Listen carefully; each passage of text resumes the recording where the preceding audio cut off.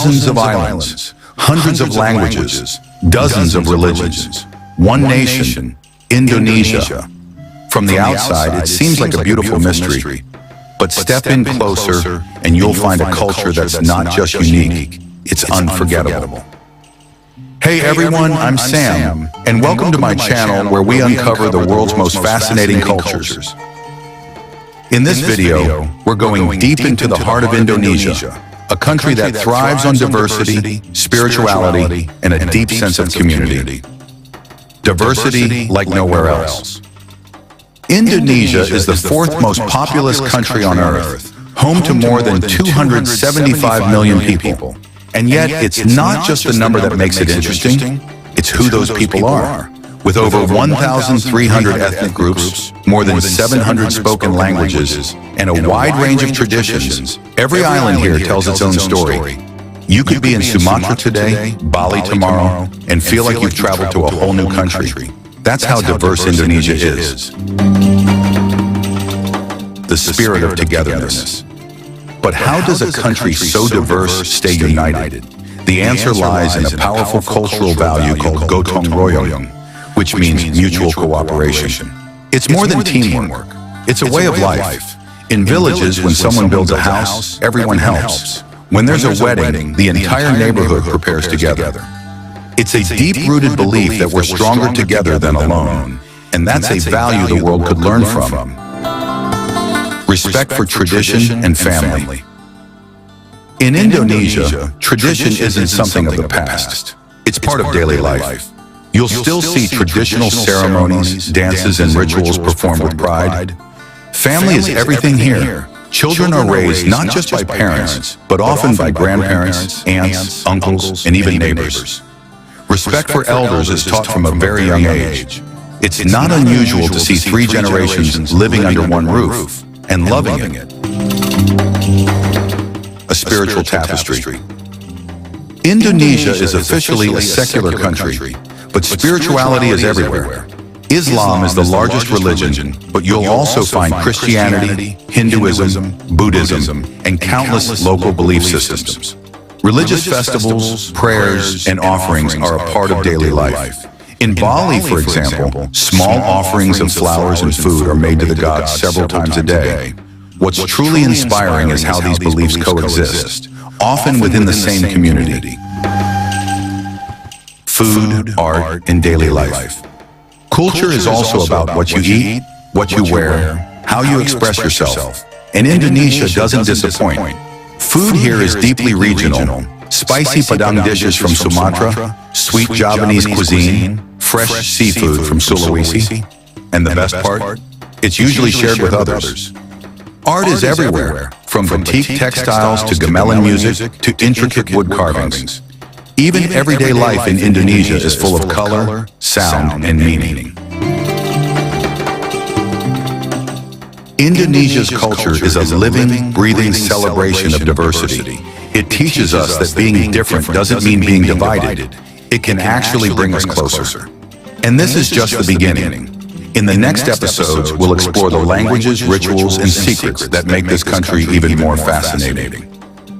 If you love this glimpse into Indonesia, make sure to hit the like button, subscribe, and let me know in the comments what you'd love to learn next. See you in the next video.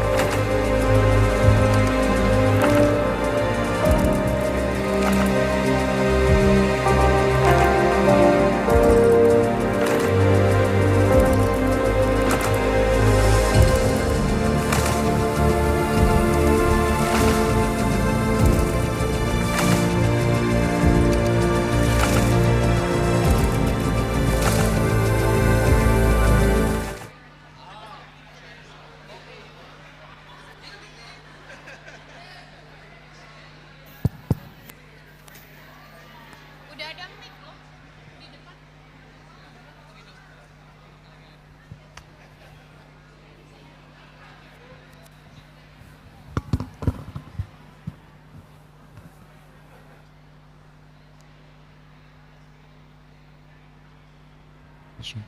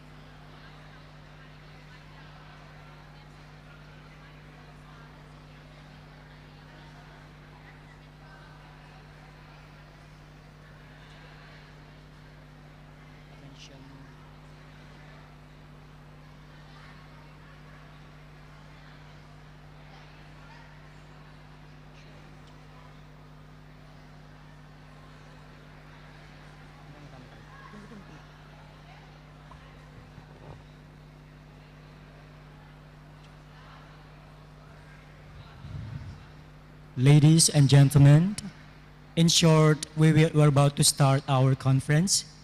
But before that, we would like to remind you to settle.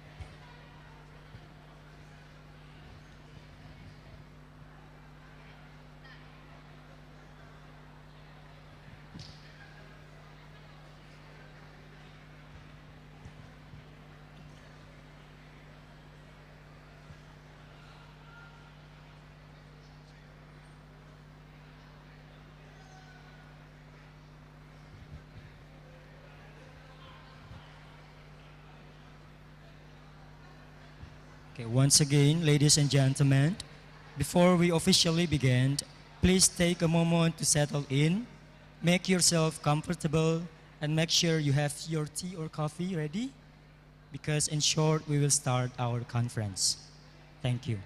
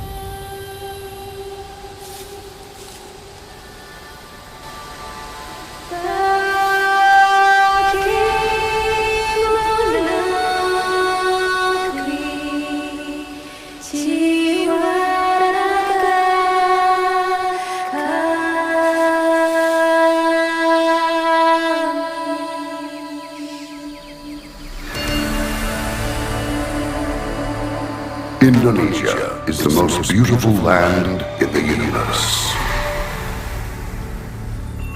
The land where we were born.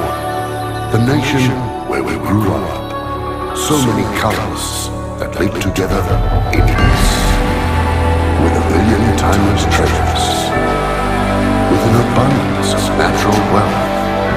Indonesia is not just wonderful. Indonesia is a wonderland.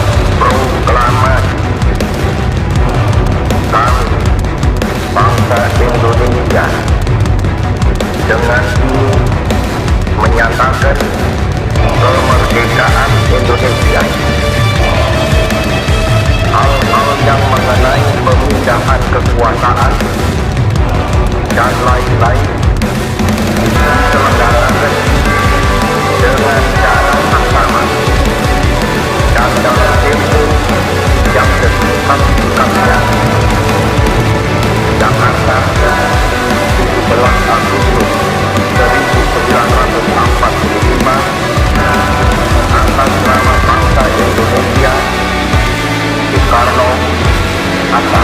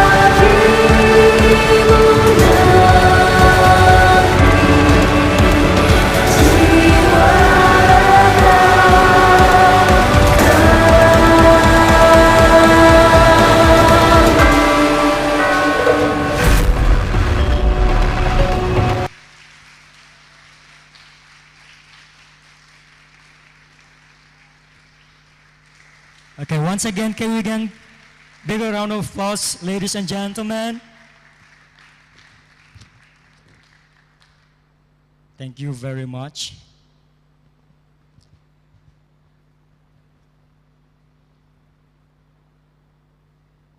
A very good morning, ladies and gentlemen. Welcome to Critical Island Studies in collaboration with Performance International Studies 2026. Can we have a big round of applause, ladies and gentlemen? We would like to extend our greetings to Honorable Rector of Universitas Kristen Indonesia, Prof. Angel Damayanti, SIP, MSc, MSc, PhD. Welcome, Prof. Our distinguished, the convener of Critical Island Studies, Prof. Maria Luisa Torres Reyes. Distinguished, the convener, Performance Studies International, Prof. Jasmine Liana.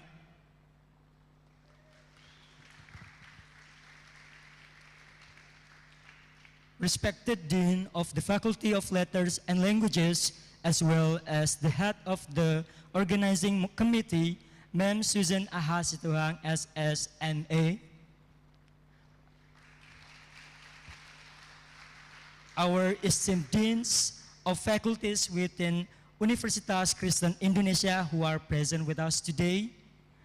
And last but not least, our speakers as well as our participants joining us today. Can we give a big round of applause to all of us, ladies and gentlemen? This event is taking place on the 15th to 18th of July 2026 here at Universitas Kristen Indonesia. My name is Adiranto and I am the moderator. I'm Adiranto and I'm so honored to be your master of ceremony of this event. Before we proceed any further, I would like to invite Mr. Willem Sarwona to lead us in the opening prayer. So, Mr. Willem, the floor is yours.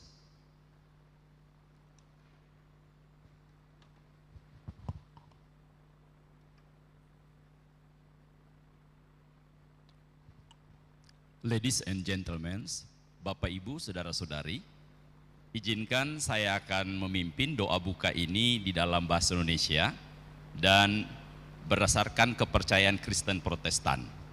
Dan Bapak Ibu yang berbeda atau yang lain dimohon untuk menyesuaikan, untuk mendukung dalam doa juga. Mari kita berdoa. Terpujilah Engkau ya Allah, Bapa, Putra dan Roh Kudus, Tritunggal yang agung, kudus dan mulia. Kami bangga memiliki Indonesia, negara yang begitu kaya, dengan begitu banyak keanekaragaman hayati dan juga budaya.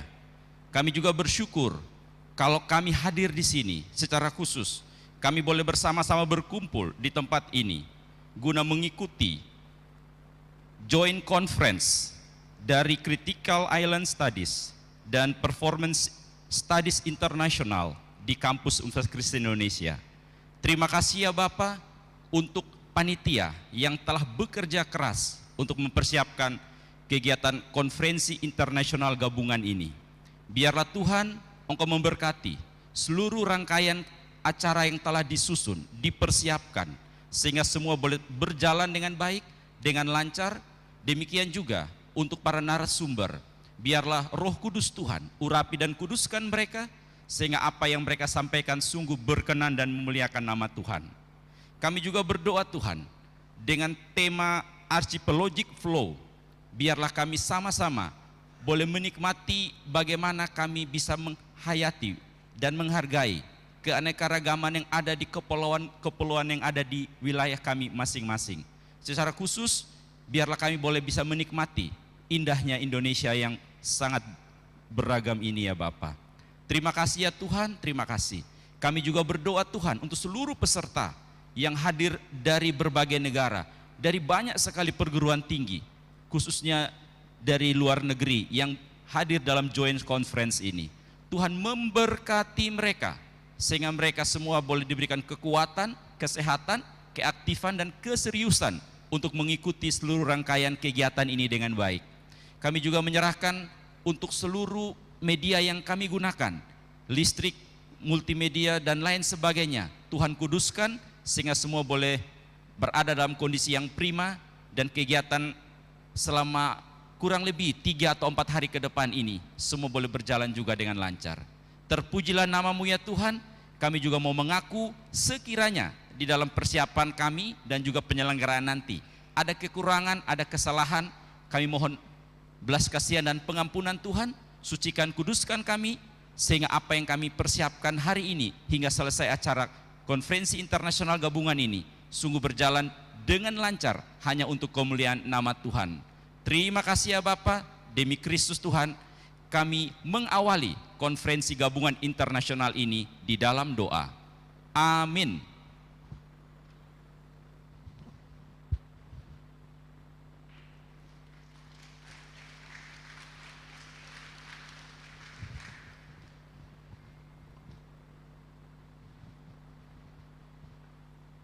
Ladies and gentlemen, please rise for national anthem of Indonesia and Mars Universitas Kristen Indonesia.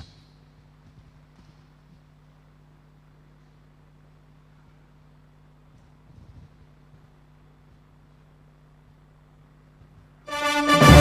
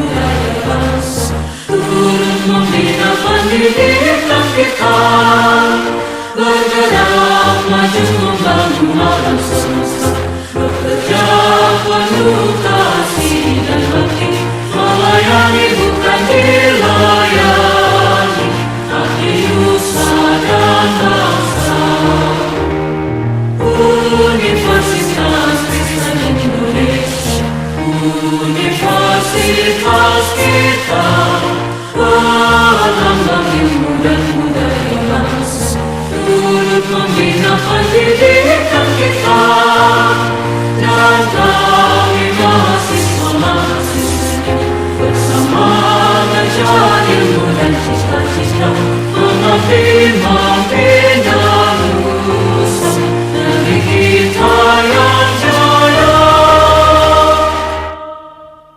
Please be seated.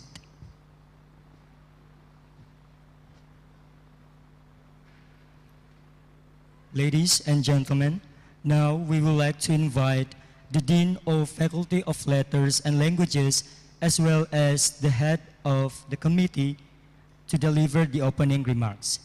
To Ma'am Susan Ahasitohang, the floor is yours.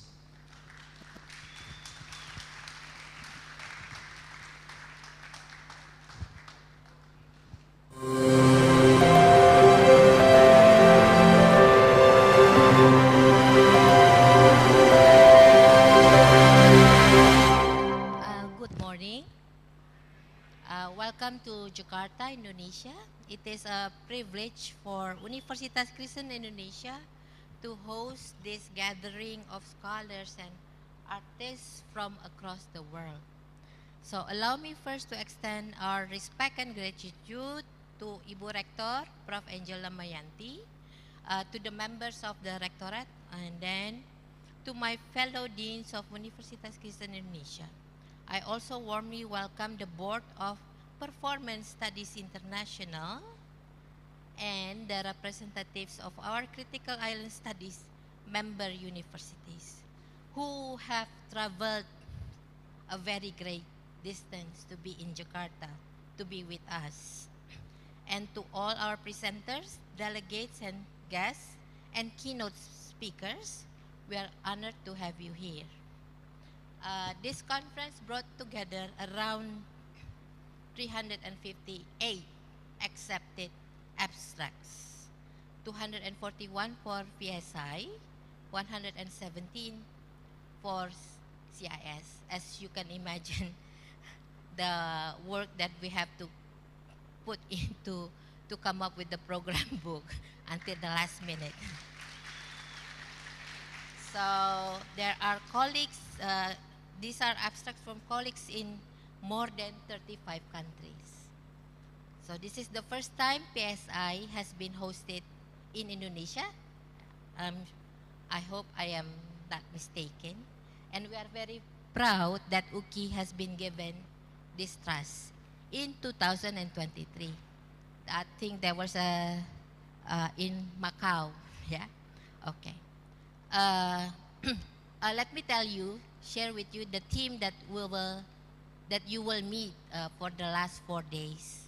So this is Indonesia. As you will find out that we come from many different ethnic groups.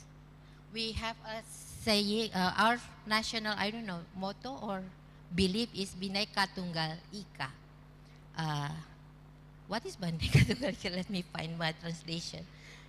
Unity, thank you Pamanaka, unity in diversity. So we have different languages, different clothing, different food, different religion. There are 6 religions.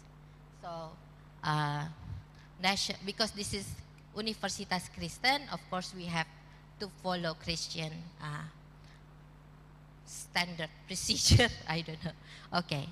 You will meet students who I think UKI is the miniature of Indonesia. So you will find students coming from different parts of the world. Maybe also this is their first time meeting people from other countries.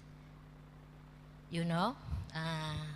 So we will have so much to show you. Our students come from many different parts of Indonesia, Mentawai, Nias, Papua, Kalimantan, and beyond. Maybe the world knows Indonesia is Indonesia and then Bali and Jawa. We have Kalimantan, we have Papua, we have Nias, and so on and so forth. Each carries their own language, their own way of thinking, and their own faith. So this is Indonesia. So in 4 days, I hope that you will get to know Indonesia better. tonight we will have a welcoming dinner. We will show you more dances and performances. Yes. Okay. So tidak ada gading yang tidak retak. So that's bahasa Indonesia. Translated, there is no ivory without its crack. Okay. This is a huge work, taking care of 300 people. So if ever somehow there is miscommunication or misunderstanding, I hope that we can all bear our mistakes. So it's not that we are trying very best to serve everyone. Okay. Now, before I close, Indonesia is a country of more than 17,000 islands and a home to overseas 700 living languages, each carrying its own oral traditions, its own memory of the sea. For our CIS colleagues, Archipelago is not a metaphor to us, it is where we live. For our PSI colleagues, if you look at closely at the tarian, the dances, the pakaian adat, the traditional clothing, the rumah adat, the houses around you, each different from island to island, each carrying centuries of performance within it. I hope this conference gives you a small window into that richness of Indonesia. Selamat datang di Jakarta, selamat datang di Indonesia, selamat datang di Universitas Kristen Indonesia, selamat berkonferensi. Thank you.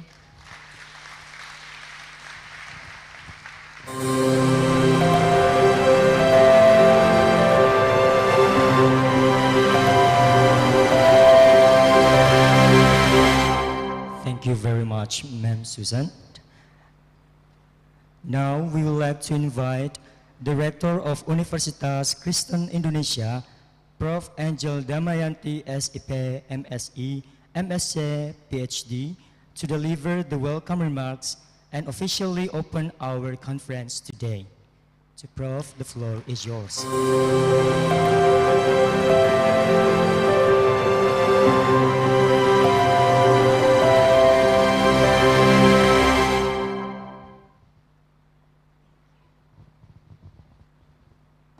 Very good morning, distinguished representative of Performance Studies International and the Critical Island Studies Consortium, distinguished keynote speakers, scholars, artists, researchers, and cultural practitioners, respected leaders and colleagues from partner universities and institutions, deans, faculty members, students, members of the organizing committee. Ladies and gentlemen, good morning, and again, welcome to Universitas Kristen Indonesia. Thank you.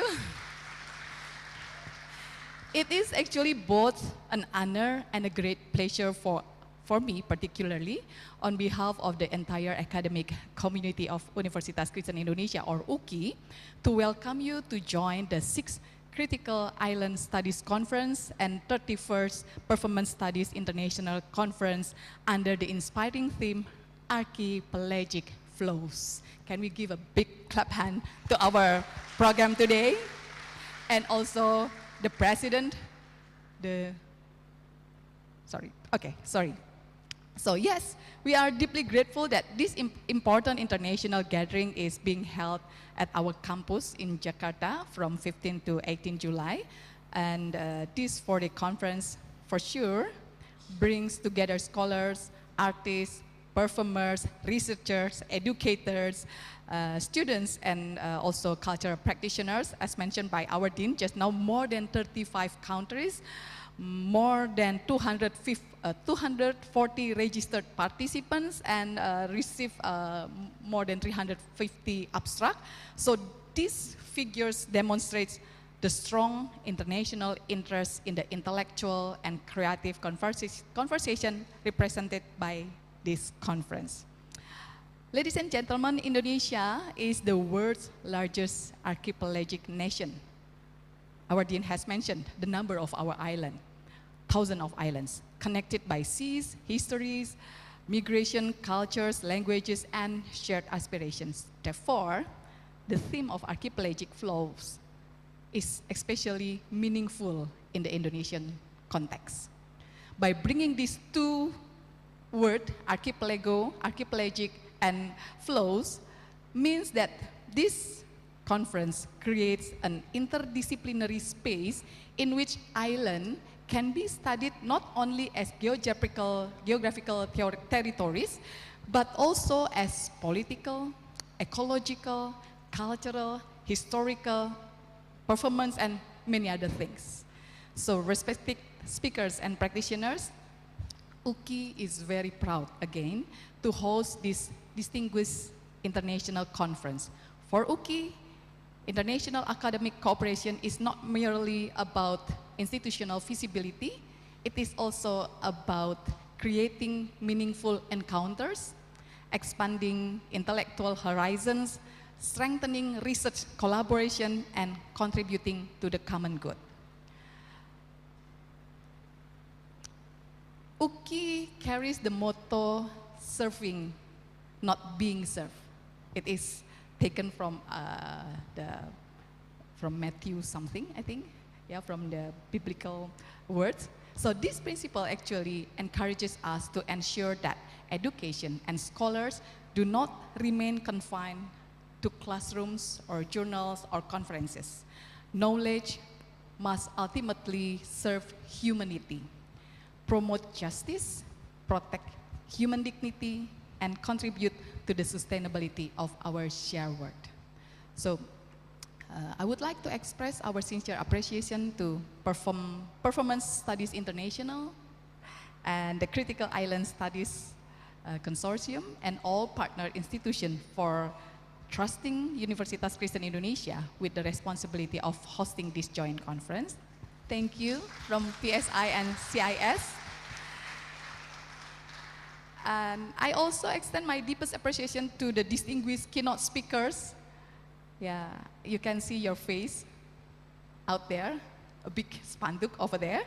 Yeah, and I know that you have traveled from different parts of the world to share your scholarship here, your experience and your creative work. So I believe your presence enrich our university and provides invaluable learning opportunities for our faculty members and students.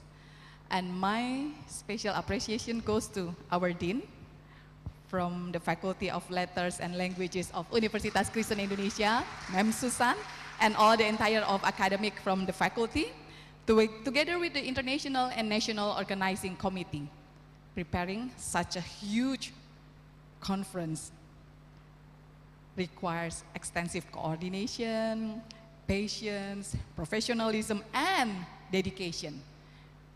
Actually, this week, we are selecting our deans, and we know we really understand how hard this program. So we say, okay, ma'am, don't worry about the dean. It can be a week or 2 weeks, a bit later, but this program should be the priority of your faculty. Thank you so much, ma'am, for for making this program happen today. So to all students and volunteers also who support this conference, I offer my sincere thanks. Your enthusiasm as the MC and hospitality and hard work represent the spirit of UKI. Through your service, I believe our guests will experience not only the academic character of our university, but also the warmth of Indonesian hospitality. So, I encourage all of you to use the coming days, the next 4 or 5 days ahead, not only to present the completed research, but also to ask difficult questions, test new ideas, build collaborative networks, and listen carefully to perspectives different of our own. And I wish this conference become a safe and productive space for critical dialogue. May scholars learn from artists, artists from communities, and institutions from the lived experiences of island societies. And may our discussion move beyond disciplinary and national boundaries and generate new approaches to understanding the archipelagic life. We also hope that your experience in Jakarta will provide opportunities to encounter the richness of complexity in Indonesia society. The cultural showcase and visit to Taman Mini Indonesia Indah, right? Yeah, you will see how extraordinary of our cultural diversity. Yet we cannot recognize, we recognize that no single performance, exhibition or visit can fully represent the thousands of communities, languages and traditions that make up this nation, for sure, so many. But at least you can see some of them and you can see how diverse of this nation. So finally, may these archipelagic flows remind us that knowledge must continue to move across island, discipline, institution, generation, and communities. Knowledge that remains isolated may lose its transformative potential. Knowledge that flows through dialogue, collaboration, creativity, and service can produce new understanding and meaningful change. May God bless this conference, the participants, and our shared effort to advance knowledge, culture, justice, and peace. Thank you. God bless you all.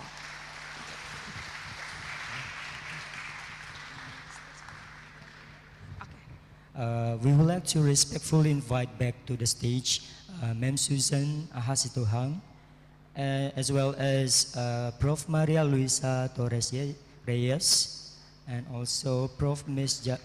Jasmine Liana to come forward.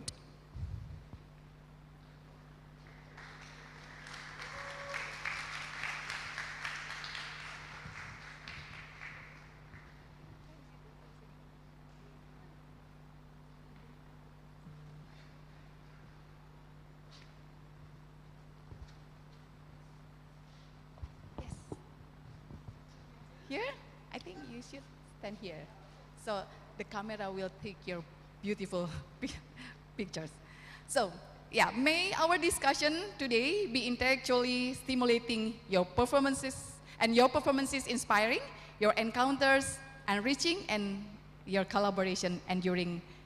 And with gratitude and great hope, I officially declare the Joint Critical Island Studies Conference, CIS Part 6, and Performance Studies International Conference, PSI Part 31, the Archipelagic Flows, open.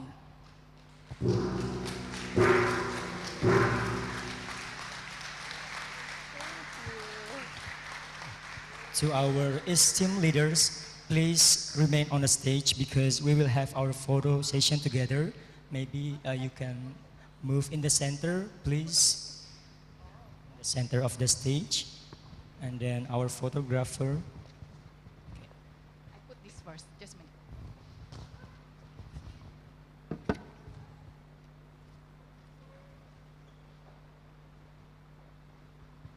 Okay, let's give our best smile to the camera.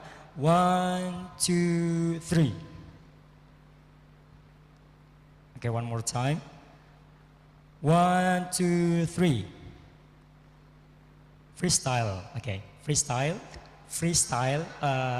Okay, sign maybe. Okay. Yeah, sign okay maybe or peace. Okay, 1, 2, 3.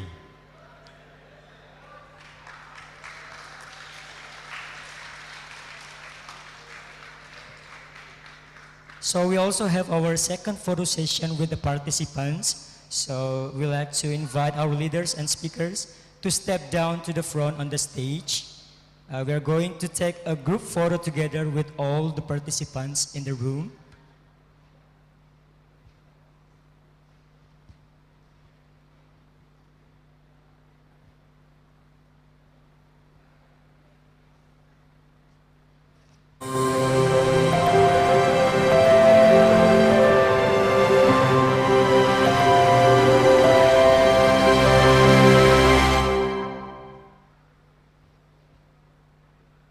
Okay, everybody. Ladies and gentlemen, yeah, sit first. Okay. Okay, give your best smile. One. Okay, wait. Okay, give your best smile, ladies and gentlemen, in 1, 2, 3. Okay, one more time. 1, 2, 3. Oh, first time. Okay. No. Okay. Okay.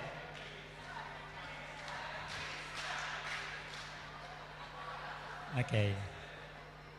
If you have any, yeah. Okay. Peace. Okay. 1, 2, 3. Okay. Yeah.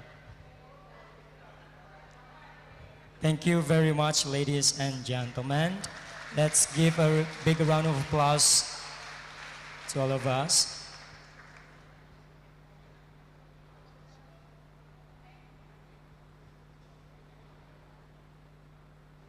Recording stopped. Recording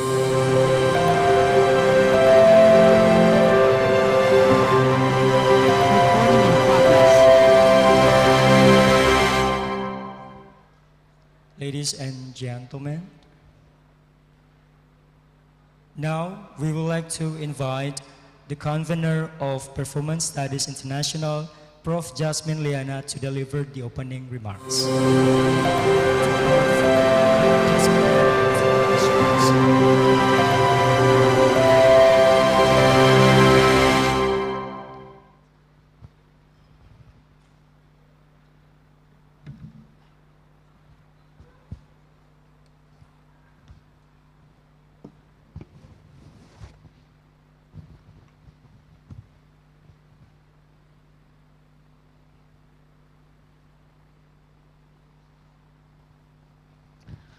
Hello, my name is Jasmine Liana, President of Performance Studies International.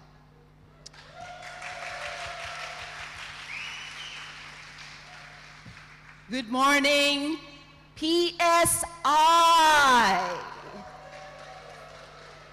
And good morning to the delegates of the member institutions and network of the Critical Island Studies Consortium.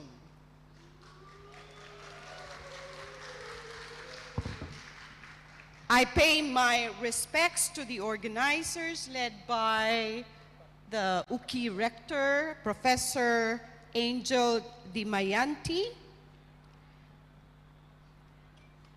and then the Vice Rector for Student Affairs and Cooperation, Iyed Veda Sitepo. Where are you, Iyed? And Dean Susan Sitohang of the Fakultas Sastras dan Bahasa. So they are our hosts of this year's conference. I pay my respects to the member institutions of the Critical Island Studies Consortium and the representatives of these institutions who are here today, as well as to the conveners Maria Lulu Torres Reyes, Alex Tek Guang Lee, would you please stand? Thank you very much. And Vince Serrano, thank you. Vince, thank you.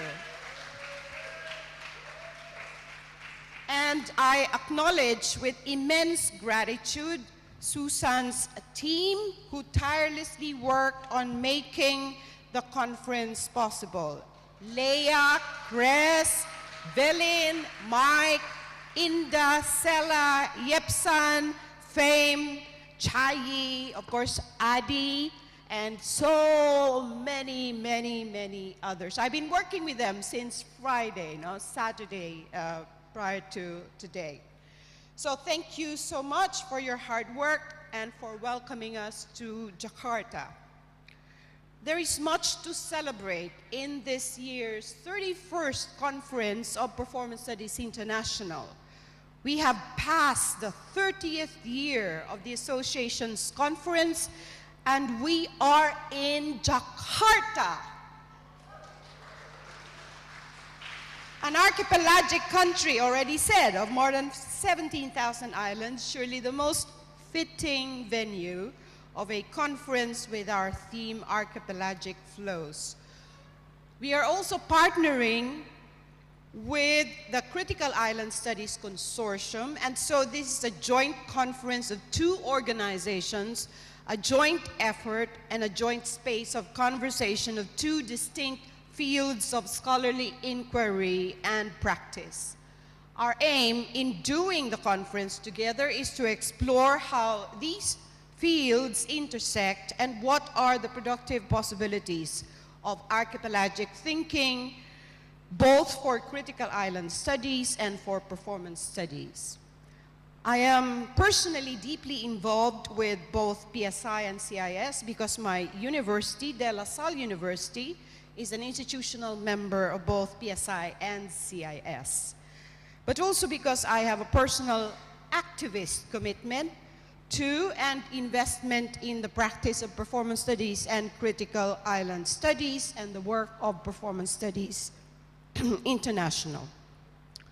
In 2015, PSI's Fluid States Conference reimagined the traditional academic conference by doing a distributed year-long series of gatherings across 15 global sites, including Japan, India, Australia, and the Philippines in this part of the world. This innovative format embodied its conceptual framework, challenging hierarchical knowledge structures and embracing fluidity as both metaphor and material reality. After 10 years, here we are now, taking up again the idea of flows. The notion of fluxes, density, and currents of the world ocean, where the archipelagos of the world are connected by the waters to instantiate both movement and change. Movement within and among islands, interactions and exchanges among the peoples, societies, and cultures in their particularities, economic exchange, trade and commerce, and so on, and the changes that result from these movements. These movements challenge and endanger us, shake and kill lives, throw us into chaos. We are in a very messy world right now. Don't you agree? A world fractured by conflict and wars, systemic violence, the rise of right-wing governments, and resurgence of ultra-conservative ideologies, and unprecedented threats to human and unhuman lives on a planetary scale. And as we have said in the call for papers, the concept of archipelagic flows offers us a vital framework for reimagining world-making in our current global context. As Edward Glissant suggested, perhaps the archipelago is a place where we can begin to understand and resolve the contradictions of the world, and that archipelagic thinking can point towards solutions, a way out of what is seemingly an inevitable and inescapable mire of suffering and death. At the very least, for me, it may be the counter-discourse that crumbles into pieces, the subjectivating dominant discourse that there is no alternative and that we should just happily find our own individual way of surviving the chaos. So, let us put our heads together at this conference and figuratively and actually march forward bravely together into the future. On behalf of the members of the PSI board, and I would like to ask them to stand, please. We don't have time to introduce all of you now, We'll be introducing them to you by the AGM on the third day. But would you like to please stand, Jim and Serap? Serap has been at the very core of the preparations of this conference. And Sergio, what are you doing? Thank you. Thank you very much. Okay, so on behalf of the Board of PSI, thank you for your presence at this conference today. Happy conferencing, everybody. Terima kasih.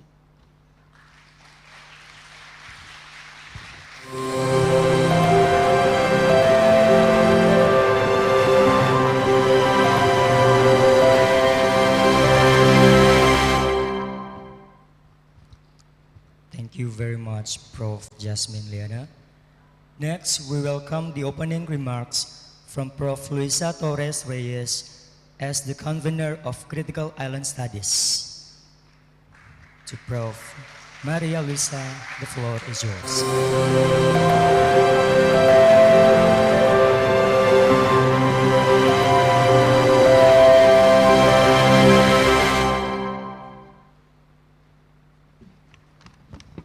Selamat pagi.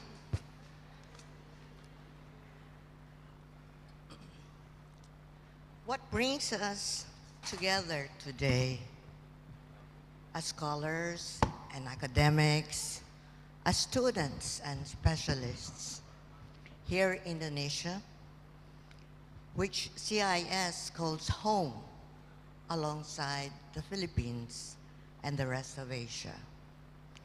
CIS is not a visitor here. In Indonesia, we feel at home.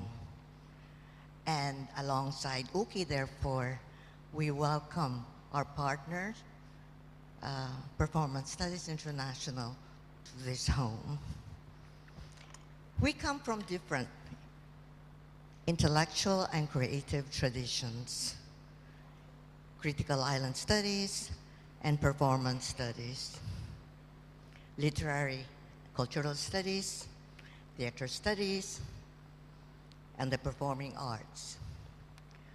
We do not belong to a single disciplinary community, nor do we share one common vocabulary. Yet we are brought together by common recognition.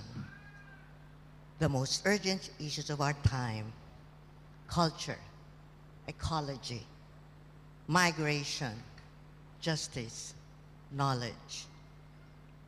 This cannot be understood from the perspective of a single discipline. That is why the collaboration between Critical Island Studies and Performance Studies International is so important. These fields emerge from different traditions, yet they share a concern with relation, movement, and the ways meaning comes into being. Our partnership is more than an institutional collaboration, therefore. It is an invitation to think across disciplinary boundaries and to discover how different forms of knowledge can illuminate one another. This gathering is a rare opportunity to think with performance through the archipelago, and with the archipelago through performance. Hence our theme, Archipelagic Flows. The conversation is especially timely because we're living through a period of profound change, as suggested by Professor Jaslana earlier. Traditional assumptions about knowledge, authority, and even the global order are increasingly being challenged, if at once also repressed. Intellectual authority continues to be decentered as knowledge circulates more vigorously through multiple sites of production.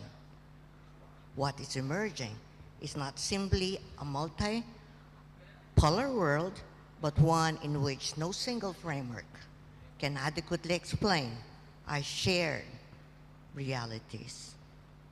In such a world, relational thinking becomes not merely useful, but necessary. Conventionally, we think of an archipelago as a group of islands surrounded by water. Of course it is. But critical island studies invites us to see something more than that. Islands are not isolated pieces of land. They exist through their relationships with one another and with the sea that connects them. Archipelagic thinking, therefore, begins not with isolated entities, but with the relations through which those entities come into being. It shifts our attention from fixed boundaries to movement, connection, circulation, and encounter. This is precisely where critical island studies meets performance studies.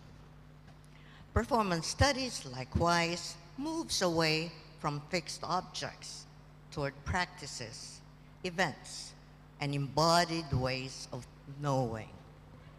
Instead of asking only what something means, it asks what something does.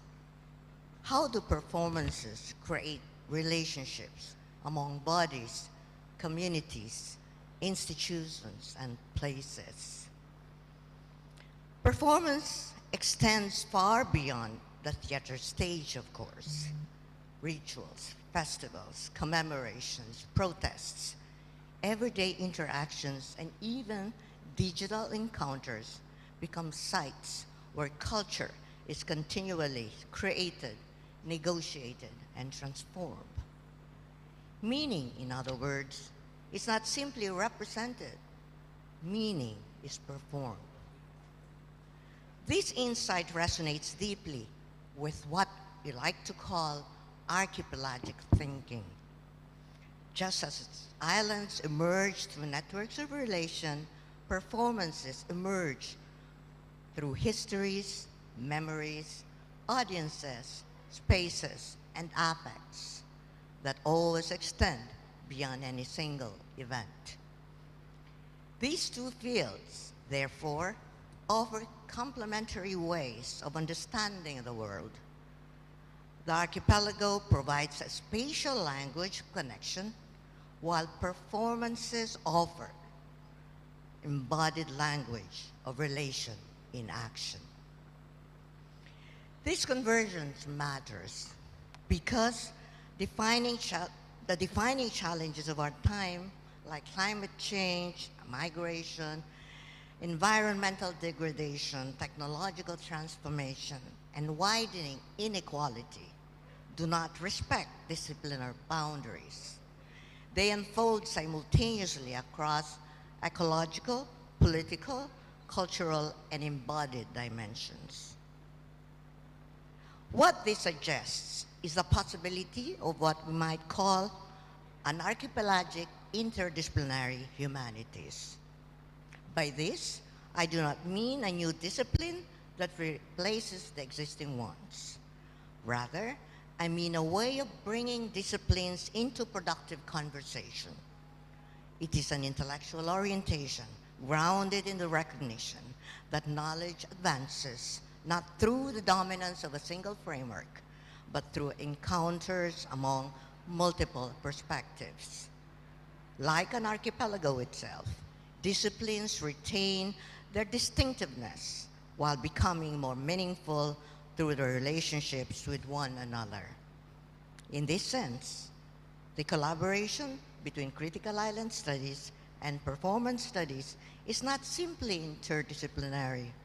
It offers a model for how the humanities might respond to an increasingly interconnected yet deeply fragmented and conflictual world. This naturally brings us to the question of epistemic justice, as suggested by Dr. Jasliana herself earlier. Power influences whose knowledge travels, whose voices are heard, and whose experiences count as legitimate knowledge. Epistemic justice is therefore not simply about unequal access to knowledge. It is also about the unequal authority to decide what counts as knowledge in the first place. This brings me to a larger question. How might such interdisciplinarity contribute to a more just, multipolar world? A multipolar world is not automatically a just world. Multiple centers of power can exist while continuing to reproduce exclusion, inequality, and domination. Multipolarity alone is not enough. Justice requires something more. It requires the capacity to engage difference without hierarchy. It requires relationships that acknowledge our mutual dependence while respecting different histories, cultures, and ways of knowing. The archipelago model offers a powerful image of this possibility. Islands remain distinct, yet they remain connected. Their differences do not prevent relation, they make relation possible. This is where critical island studies makes an important contribution. It reminds us that islands are not peripheral spaces waiting to be incorporated into larger continental narratives. They have always been places of movement, exchange, resilience, and creativity. Smallness does not mean insignificance. Rather, islands reveal forms of relationality that are often obscured by continental ways of thinking. Performance studies offers a complementary insight.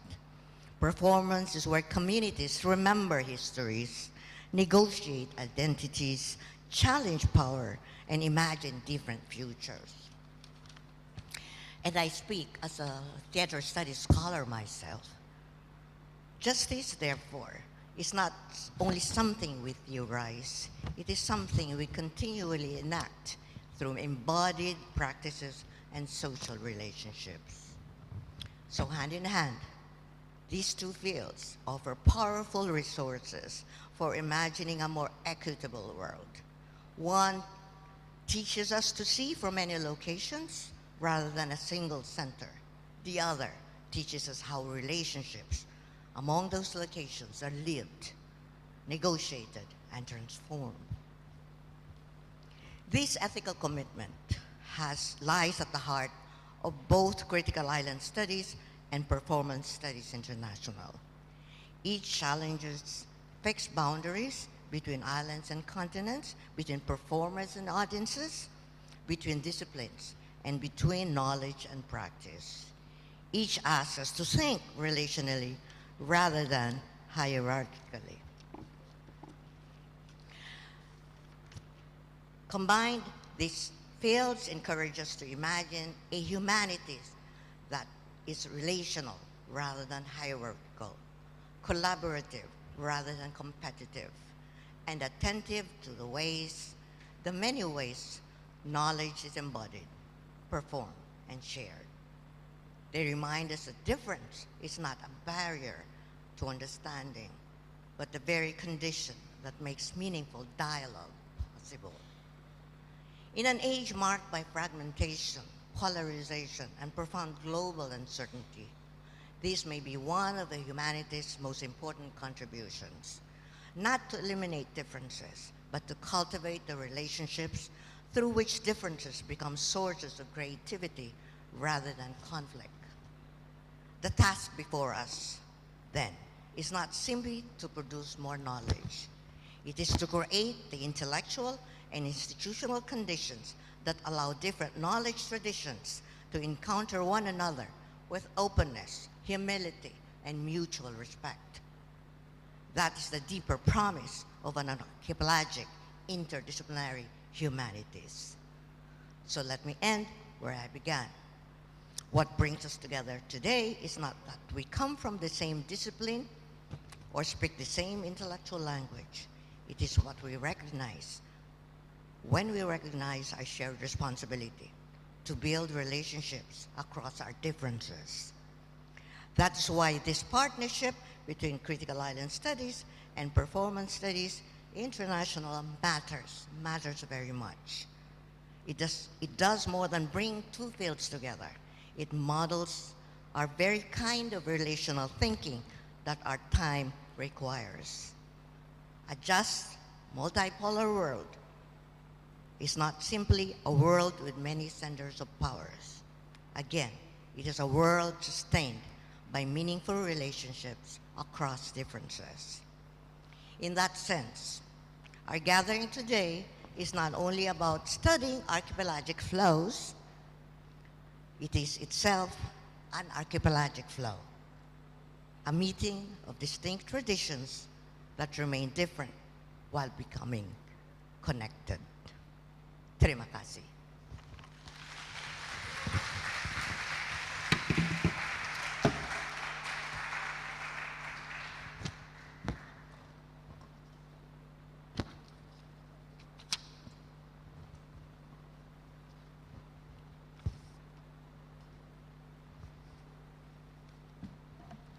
Thank you very much. Ladies and gentlemen, we're now moving on to our next agenda, the keynote session. This session will be fully guided by our moderator, Prof. Vincent Serrano. Vincent Serrano is an associate professor at the Literary and Cultural Studies program in Ateneo de Manila University, Philippines, and is the editor-in-chief of Critica Cultura, an international journal of literary, language, and cultural studies. In the spring semester academic year 2024-2025, he was a visiting scholar in the Department of Cultural and Religious Studies, Chinese University of Hong Kong. His poetry book Now is a New No was published by Ateneo de Manila University Press in 2024. To Prof. Vincent Serrano, the floor is yours.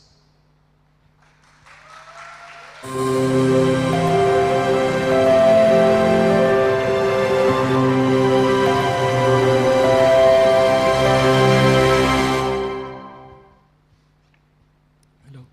Okay. Hi, good morning, everyone. It's great to be back. Actually, I remember in 2022, Uki also hosted the CIS conference, so this is a nice homecoming, I suppose, for the CIS group also to return to Uki and to meet new friends as well in Performance Studies International. So I'm honored to be your moderator for the three keynote sessions this morning. Based on the program that you have, we will have 30 minutes per keynote speaker to be followed by an open forum.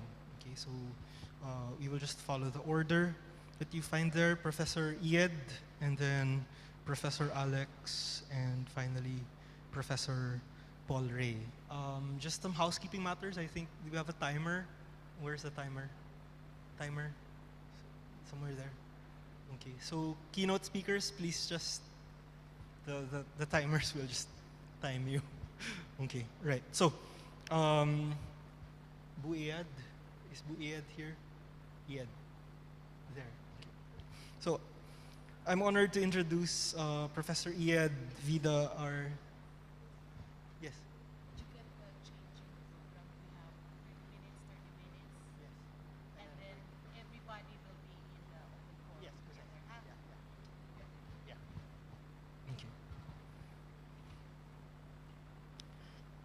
So, okay. Professor Ied Vida R. Sitepu is Associate Professor in the English Literature Study Program at Universitas Kristen, Indonesia.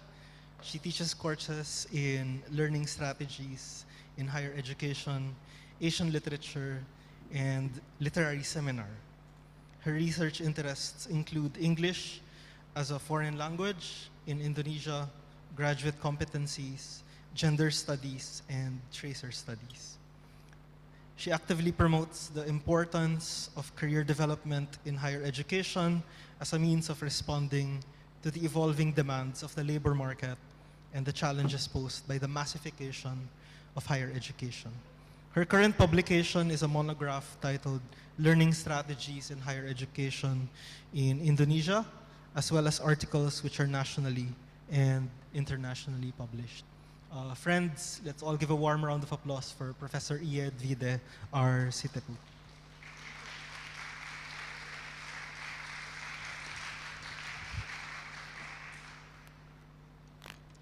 Thank you, Vince, for the very generous introduction.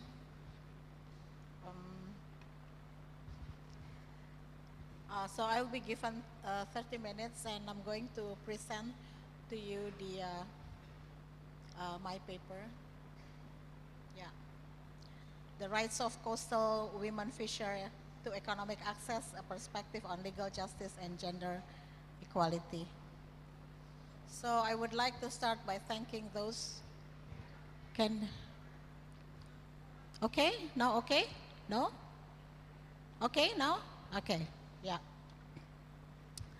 So 4 years ago, when I stood here to deliver my speech at our CIS conference, I spoke about Indonesia's extraordinary natural wealth, the waters especially, which cover approximately 1.9 million square kilometers.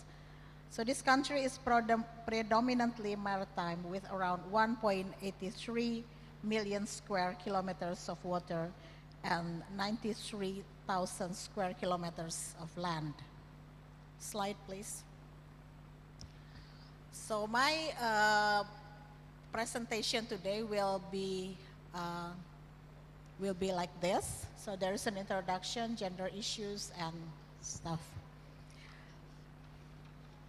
So today I will deliver a paper entitled The Rights of Coastal Women Fishers to Economic Access, a perspective on legal justice and gender equality. This paper examines the extent to which the economic contribution of women fishers are recognized within Indonesia legal framework and coastal communities. Women fisher plays a crucial role not only in domestic sphere, such as caring for their families and managing post-harvest fisheries, but also in driving the coastal economy. Given their substantial contribution to both their household and coastal communities, they deserve legal recognition and protection of their rights.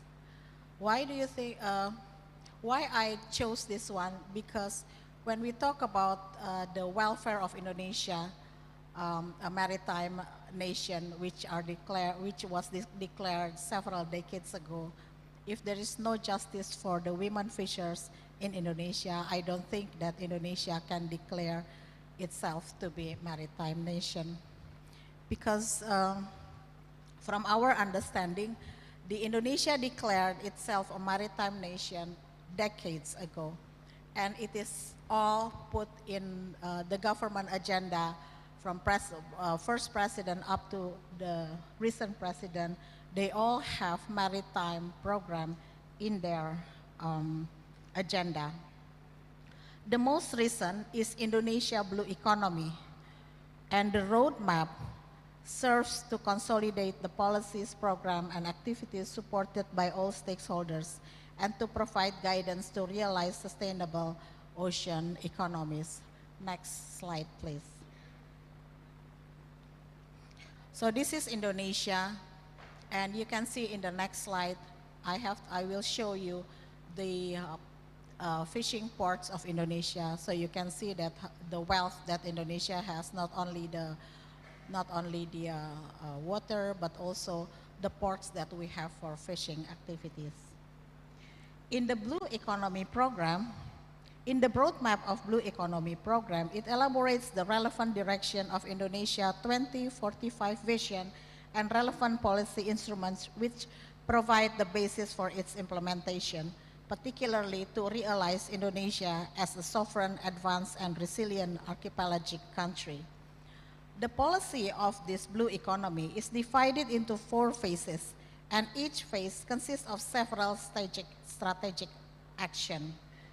Promotion of gender equality and women empowerment in the blue economy sector falls under promotion of inclusive stakeholders' participation in the blue economy in the first phase, which is actually already in the past, yeah, it's 2023 and 2024. And we can see whether or not the government agenda has already fulfilled for this first phase of the Indonesian blue economy. While the inclusion of gender equality and women empowerment within Indonesia blue economy roadmap reflects a growing recognition of the need for inclusive and sustainable maritime development, the implementation of this policy commitment must be understood within the broader socio-economic reality of the coastal communities. Achieving a sovereign and resilient archipelagic nation requires not only the sustainable management of marine resources, but also the reduction of structural inequalities that continue to affect the people living at the coast. The policy priority is particularly significant given Indonesia's status as the world's largest archipelagic state, where the lives and the livelihood of millions of people are closely intertwined with marine and coastal resources. Data shows that there are more than 81,000 villages in Indonesia, and 15% of which are located in the coastal area, very densely populated in many of them. Around 90% of these coastal villages depend primarily on fishing and other marine resources as their main source of income. However, despite Indonesia's vast maritime wealth, this abundance has not translated into equitable economic prosperity for many coastal communities. So, out of 39 million people living in coastal community, they are considered in extreme poverty compared to 1.6 million people living in the non-coastal regions. A number of reports on studies have highlighted this significant contribution of women in the fisheries sector, although their estimates differ depending on whether they include only registered fishers or also workers engaged in post-harvest and supporting activities. So I see that there are several studies and reports about women's contribution which has not gotten any acknowledgement from the government. First is from Kiara. Kiara, or Koalisi Rakyat untuk Keadilan Perikanan, or People's Coalition on Fisheries Justice, reported that at least 5.6 million people involved in fishing activities such as fishing and post-harvest, around 70% of which involves women. And it is also reported that at least 48% family income come from women's work. In many low-income countries where national economies depend heavily on the agricultural sector, women are extensively involved in productive activities, particularly as contributing family workers. Under these circumstances, productive and reproductive work are not clearly separated, making it relatively easier for women to combine both roles.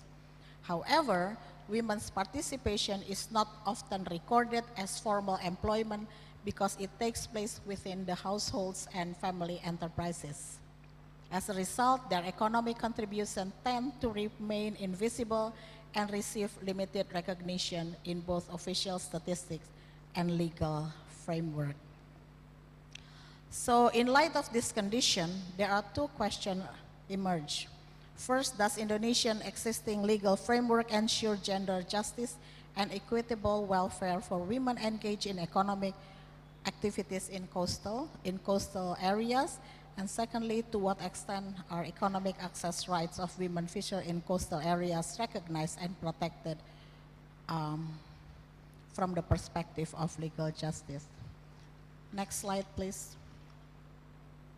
So here's the picture of traditional fishing community where men remains the primary source of household income. The cultural system dictates women's dependency on men, not only financially, but also psychologically. Can you please move to the, no, yang octopus tadi? Yeah, stay there. Even when they are involved in productive economy, women are counted as complement, not primary because they help the husbands. In many Indonesian ethnic community, women are portrayed through saying and culturally specific terms that often reinforce patriarchal values and gender stereotype. For instance, in Maduri's culture, the concept of women is always associated with domestic roles, as in many other cultures. Women in Madura are not regarded as part of them or part of male communities or part of community, and their role is strictly domestic. The people refer to women as Rang Binik Pagun Kadapur, which means literally, eventually a woman goes to work in the kitchen. The Javanese people expect the woman to be maca, masak, and manak, which literally means to dress up, to cook, and to give birth. The Batak people, which I belong to, they refer their wives as pardijabu, or literally means she who stays at home. The gender division labor, as clearly practiced in fishing community, is the norm, which the men are the breadwinner and the women are the homemaker. Women are positioned in the domestic area, the land, the shore, the post-production area, and the kitchen. This is a domestic picture of the shore, while the sea is the workplace for men. As we probably know that fishing activities in Indonesia is highly dependent on seasonal and environment condition. For generations, coastal communities have relied on indigenous knowledge to determine the most appropriate time for fish, navigate the sea, and manage marine sources. They rely on the seasonal knowledge of Baratan and Timuran. As the name indicate, Baratan refers to the Barat or West monsoon period in Indonesia, where heavy rainfall creates low visibility and high tidal waves, resulting in low fishing field during the months of December and March. Timuran refers to the Timur or East monsoon period in Indonesia, where dry season result in calmer sea and higher fishing yield. This ecological cycle also affects labor division, where during the Baratan period, women process the harvest from Timuran period to preserve salted fish, fermented fish, paste, and etc. However, due to the climate change, this ecological rhythm has been disrupted and most of the fishing communities have to rely on other hard labor. This inability to earn money are because of the limited skills that these women have. While cultural expectations continue to define women primarily through domestic responsibility, the realities of the coastal livelihoods require them to undertake a wide range of productive activities that are essential to the fisheries value chain. This contrast between social expectation and economic reality reveals the often overlooked role of women in sustaining both household livelihoods and the broader coastal economy. So in reality, we see that women play indispensable role along the shorelines, but they receive little acknowledgement. So sorting out and process the catch, assisting the selling fish in local auction, and preserve unsold fish through the dry or other methods are not considered work. It's considered complementary to the primary work itself, which is the fishing, and done by men. So Indonesia, so I'm going to women's access to coastal economy.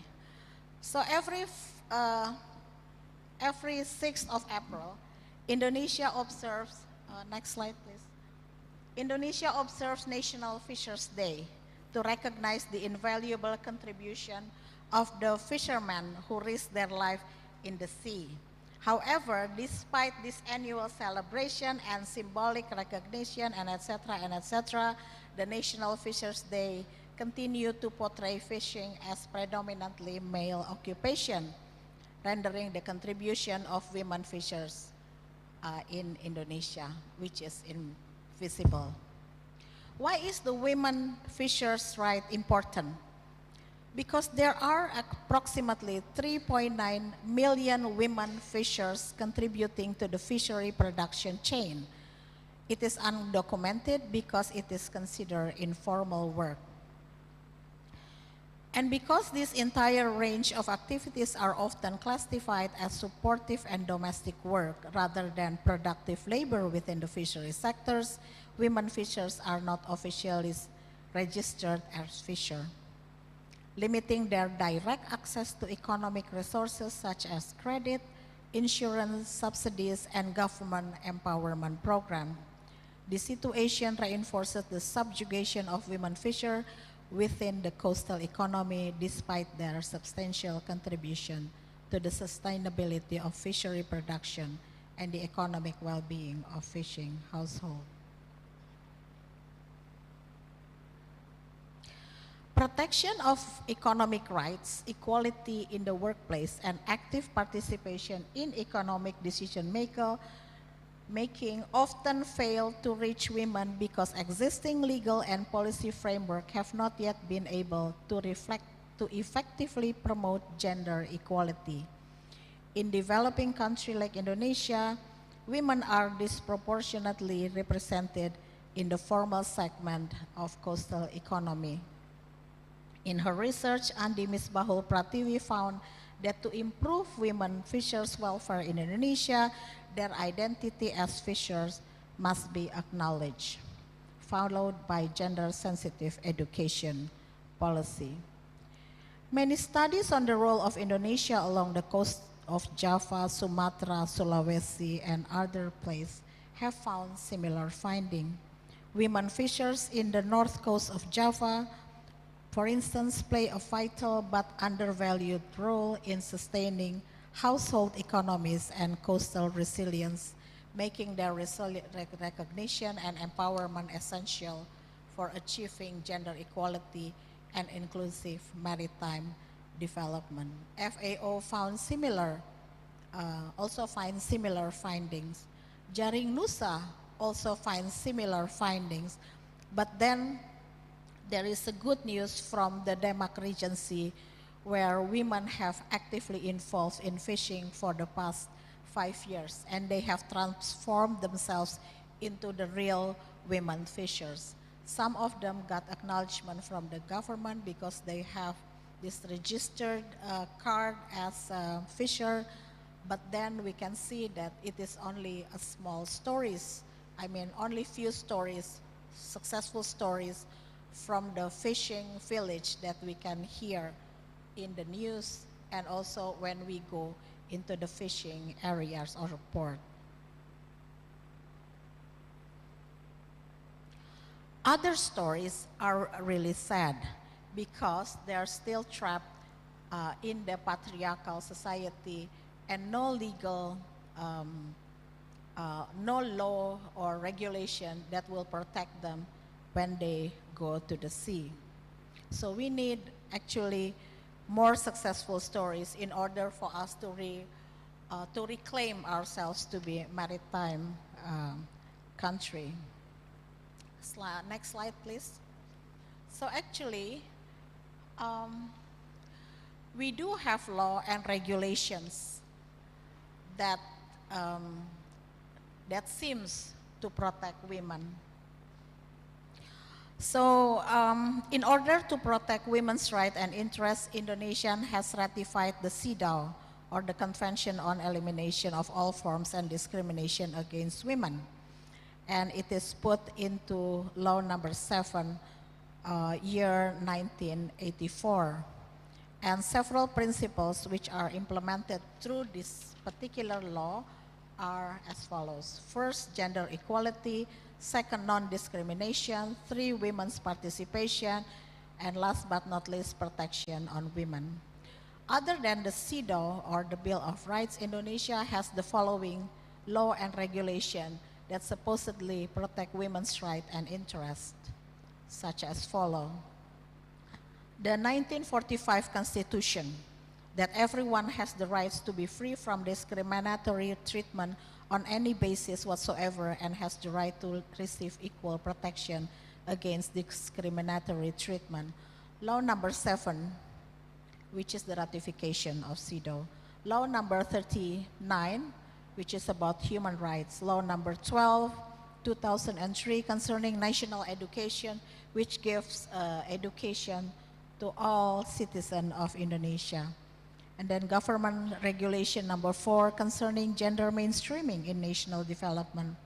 Next is law number 7 of the protection and empowerment of fishermen, fish farmers, and salt farmers, where in chapter 4, article 6, regulates and implement the protection of fishermen and fish farmers to maximize them in their fisheries and salt farm business. Unfortunately, despite the ratification and all the law that we have in Indonesia, we can still see that 305 discriminative regulation in Indonesia is still exist, yeah? And we can see that it is the result of the poor understanding of the CEDAW by the executive, legislative, and judicative in national and regional level. Next slide, please. So how do we ensure economic justice and equal access to women fishers? Given the persistent inequality in access to economic resources in the coastal area, which affect the well-being of the coastal community as a whole, and recognizing the improving women fishers' access to economic opportunities would generate positive outcome for both family and community, structural reforms are urgently needed. This reform should include formal state recognition of women fishers' labor as an integral part of economic production, a more equitable distribution of access to the means of production and fisheries resources, and fisheries reform that extend beyond fishing activities at sea to encompass the entire fisheries value chain. Such an approach frames women fishers' economic access not merely as a matter of individual empowerment, but as an issue of structural justice and the transformation of production relation. Gender-neutral approach in law, which means justice for all, should be exercised is exercised in Indonesia because women and men should be treated equally to ensure the principle of equality before the law. But we can see that the gender-neutral law sometimes does not help women in their protection or also evaluate their lives. As we can see that the gender-neutral language remain formal rather than substantive, and it fails to address structural gender inequalities that exist within the coastal community. In practice, women contribute significantly, but then in reality, we can see that they are not protected because they are still considered as support rather than profession, resulting in their exclusion from official fishers registry. For this reason, the issue extends beyond simple legal recognition. Ensuring women fishers' access to economic resources is not only a matter of gender equality, but also of legal justice. Recognizing and empowering women in coastal economies will strengthen social inclusion, promote sustainable development, and fulfill Indonesia's constitutional mandate of equality before the law. Conclusion. Next slide, please. The rights of coastal women and women fishers remain sufficiently recognized within Indonesia legal and policy framework. Although existing regulations generally adopt gender-neutral language, they often overlook the distinct role, contribution, and challenges experienced by women in the fisheries sector. As the result, equality in the legal text does not necessarily translate into equality in practice. By failing to acknowledge the structural inequalities embedded in patriarchal society and cultural system, gender-neutral law can unintentionally perpetuate the legal invisibility of women fishers. This invisibility will definitely limit their access to economic resources, social protection, government training, and financial or grants program, and also the opportunity to participate in decision-making despite their indispensable contribution in the coastal community. Achieving justice for women fishers therefore requires a shift from formal equality of substantive. Rather than assuming the identical legal treatment produces equal outcomes, law and public policies must recognize the different realities and barriers faced by women to provide protection for them. Recommendation. Next slide, please. So there are several recommendations that I need to make at the end of my presentation. First, the government should revise or issue derivative regulations to explicitly define and recognize women fishers as legitimate actors. Legal definitions should encompass both pre-harvest and post-harvest activities where women play key roles. Secondly, national and regional fisheries database must include sex disaggregated data to ensure that women's contributions are recorded and that they can access assistance training and social protection program equally. Next, ministry and local governments should adopt gender mainstreaming in fisheries program to ensure the capacity building, financing, insurance, and cooperative membership, which are equally accessible to women. And last but not least, cultural transformation is essential. Awareness campaign and educational programs should target both men and women in coastal areas to challenge patriarchal norm and encourage shapes responsibility in fisheries and household economies. Ladies and gentlemen, when I first started this research, so many people told me that there are too many research and reports on women at the shore, and there are so many government programs that would help him. But then data show otherwise. We don't see any social welfare at the coastal area. We proclaim ourselves to be maritime, but we neglect those who live in the shores, those who provide us with fish and all the protein that we need from the sea, but we never considered them as the breadwinner. And I think the government has neglected the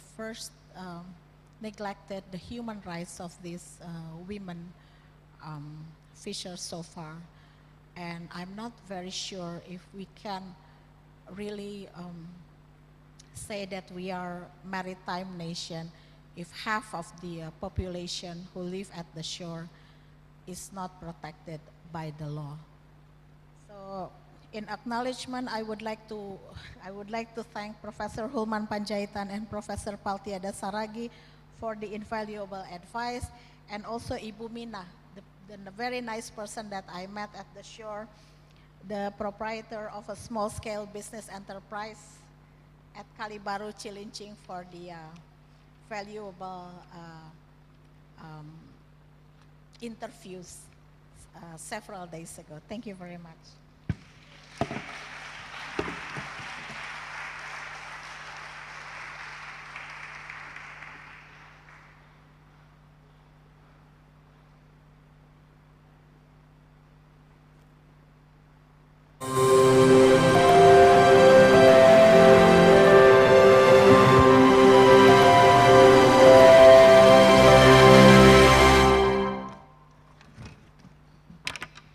Okay, thank you, Professor Iad, for your eye-opening lecture.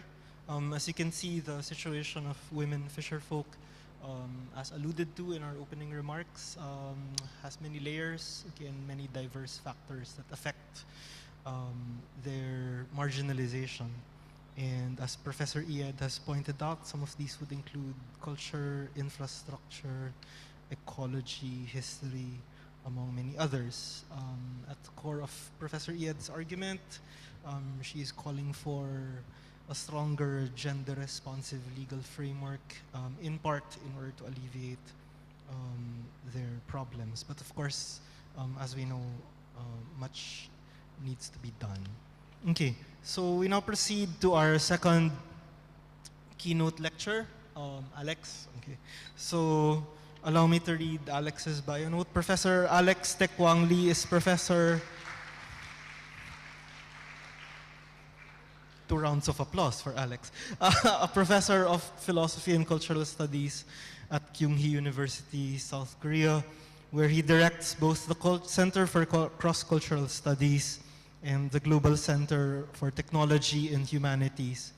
He's also a global expert at the Jan Evangelista Purknie University, Czech Republic. Previously, he was a guest researcher at the Institute of Philosophy of the Czech Academy of Sciences and a visiting professor at the Center for Applied Philosophy, Politics and Ethics at the University of Brighton in the UK. His English language monographs include Communism After Deleuze, 2025, Made in Nowhere, Essays on the Asiatic Modes of Existence, 2025, and Colors of the Concepts, also in 2025. So many books, Alex, in 2025. He has also published extensively in Korean. Okay, friends, let's all give a warm round of applause for Professor Alex.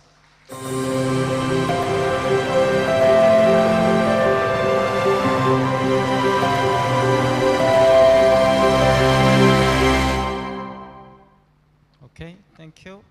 Thank you for a warm introduction, and then I'm really pleased to be here and very honored. In particular, actually, I'm very happy to deliver my talk in front of hybrid audience, CIS and the PSI. Okay, just the post slides, please actually just, play it, the slideshow. You can see actually the flow of my talk. I will read my essay.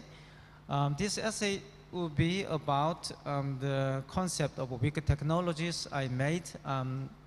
Actually, this is a part of my forthcoming book, is a wicked technology. The book will come up is November. Yeah, so I'm gonna kick off. Okay, just every year on the 15th February, people gathered at the base of Mount Yasur, an active volcano, on the island of Tanna in Vanuatu, the Pacific island. The gathering takes place in villages associated with the John Frum movement. Participants assembled early in the day. Some elders wear American military uniforms decorated with medals like this. Others painted the letters USA on their chest using red pigment. An American flag is prepared for raising. A wooden pole stands at the center of the ceremonial ground. The participants march in the formation around the pole, following commands delivered in English. The movement resembles military drills. Local string bands play music. Some participants wear traditional clothing. Others combine traditional dress with military-style garments. The American flag is raised and lowered several times during the ceremony. Participants describe the John Frum as a spirit figure, often represented as an American soldier from the Second World War. He is believed to have promised people of Tanna prosperity and material abundance.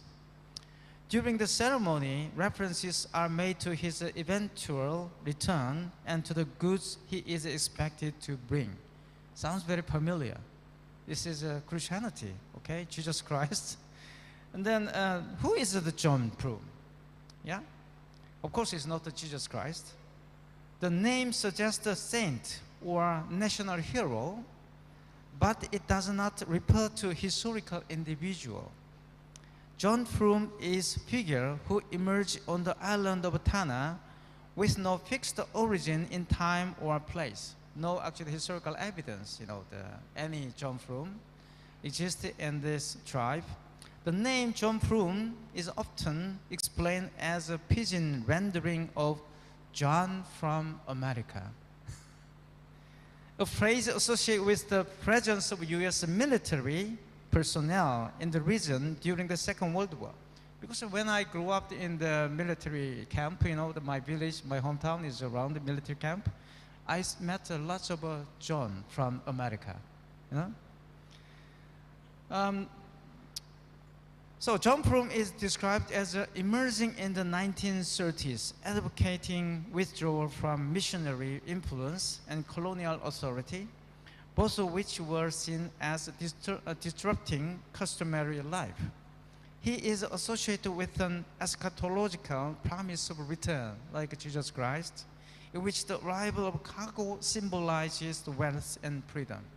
I think this tribe is much, the materialist than any Christian.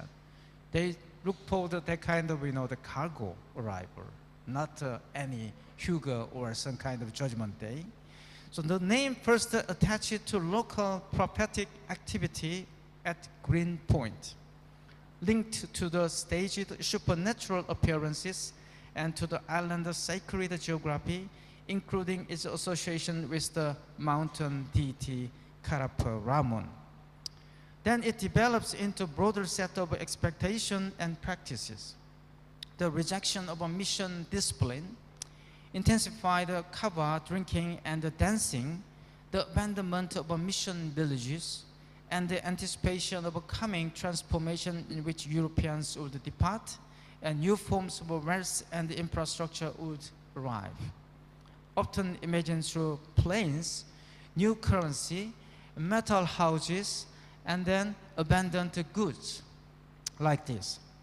As the movement expanded and underwent organizational shift, John Prum was articulated through multiple mediating figures and practices.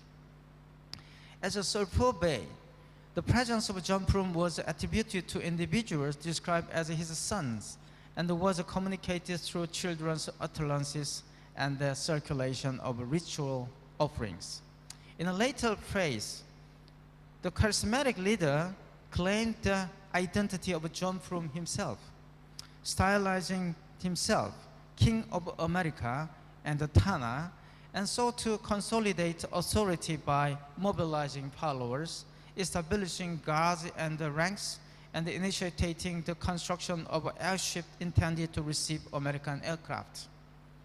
In this respect, John Prum designates less a singular person than a composite spirit figure, and the political ritual role continuously configured across leaders, localities, and conjunctures shaped by colonial governance and wartime encounter. These religious practices, which have attracted considerable anthropological interest, are conventionally grouped under the label cargo cult. This is an official anthropological term, indicate this kind of ritual. The phrase first appears in print in 1945 in Pacific Island Monthly. Recording stopped. Post-war colonial debate, the term begins as a tactical rhetoric, a way to frame political anxiety and justify specific forms of colonial authority. Against this background, the cargo cult designates a range of religious and socio-political movements that emerged in situations of unequal contact, especially in the South Pacific, where colonialism and wartime mobilization, Second World War, introduced unfamiliar infrastructures and sudden flows of manufactured goods. Although the label was coined after the Second World War, similar movements have appeared earlier in the region, often organized around prophecies of ancestral or messianic return that would expel colonial powers and inaugurated prosperity and autonomy. Kind of a messianism is here. During the Pacific War, the rapid construction of airfields, bases, and the supply chains, and the seemingly continuous arrival of cargo, such as food, medicine, radio, and vehicles, made the material abundance appears to depend on powerful relations and ritualize the procedures rather than on visible processes of production. In some communities, this produced practices that reproduce the forms of military logistics, including runways, drills, flags, and imitation aircraft, not as a technical application, but as a means of re-establishing conditions under which goods were understood to arrive. After 1945, many of these movements diminished as military forces departed and wartime supply networks came to an end. However, the Jaunpur movement remains institutionally and ritually embedded with local ceremonial life, and where cargo continued to function as a signifier not only of material abundance, but also of restoration of social order and political autonomy. The development of cargo cult movement does not disclose the ignorance of uncivilized natives. Rather, they bring into view fundamental question about technology and condition under which it becomes intelligible, actionable, and authoritative. It's not a primitive ritual. The cargo cult should not be approached as an object of exotic curiosity, but rather as a scene in which the composition of a world is actively at stake. Rather, it exemplifies an engagement with technological phenomena that is articulated outside the ideological framework of modern technoscience. More precisely, cargo is not cargo, and desire for cargo is not the envy of cargo. It is not a desire oriented toward the cargo as the big other. The cult is rational response to colonialism and to the post-Second World War order. Its tendency is towards formation of a neo-pagan national theocracy, replacing the foreign Presbyterian theocracy. What distinguishes cargo cult practices is not a lack of intelligence or rationality, but the absence of a techno-scientific worldview that naturalizes technology as the outcome of industrial production. The structure of a cargo cult illuminates the gap between technical power and the shared intelligibility. Modern techno-science arrives as an operational force before it arrives as transmissible world picture. Their rituals do not merely replace the science with religion. They remake the condition of a technological meaning by relocating efficacy within the different social, symbolic, economic condition. This manifestation of cargo cults offers intriguing reference point for the question of weaker technologies, in my own term, insofar as its stages respond to modernity not as an internal development, but as an imposed arrival modernity encounter first as a force and only later, if at all, as intelligibility. In this situation, cargo practices do not primarily aim to copy Western technology, nor to acquire cargo as an object of greed. They attempt to recompose the world, to render and abruptly reorganize a reality interpretable, to reestablish relation of obligation and authority, and to invent mediation through which techno-scientific efficacy can be addressed. Cargo culture shows, in my own term, how weak technologies can be practiced within dominant technological regime, the age of techno-science. They operate through rational, relational procedure rather than through mastery of causal mechanisms. Where modern technoscience presents itself as a self-grounding, machines that seem to operate autonomously, protocols that claim universality, cargo practice insists that efficacy is never merely technical. It is bound to channel to who speaks with authority, which rights secure the legitimacy, and what symbolic and the material forms can hold community together under condition of coercive change. Their technology is therefore weak not because it is deficient, but because it is situated and reparative. It composes provisional connection in a damaged world, making do with the inherited forms while retooling themselves toward new circumstances. The cults show that when modernity arrives as a colonial power, the most urgent task is not innovation in the strong sense, but the creation of a mediation that make life livable. The cargo cults illuminate weak technologies as practices that do not dominate the real. They negotiate it, translate it, and redistribute the subjectivity within it under condition where an external order has monopolized the very terms of intelligibility. In the context in which the cargo cults emerged, the material effects of technology were encountered without access to the epistemic, institutional, and economic system that produced them. Technology, therefore, appeared not as a neutral instrument grounded in universal principle, but as a relational phenomenon tied to visible practices, symbolic procedure, and authoritative mediation. Within such a framework, ritual action was not opposed to technical efficacy. It was one of the available means through which the relations were understood to the activated and sustained. Seen in this light, cargo cult practices do not misunderstand the technology so much as they interpret it according to its different ontology of causation and agency.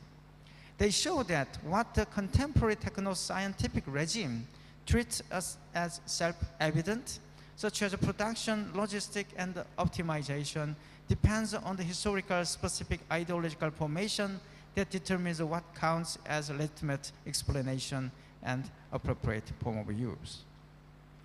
The cargo cult is not a primitive ritual at all, in this sense, but a politically charged practice of resistance against the colonial rule.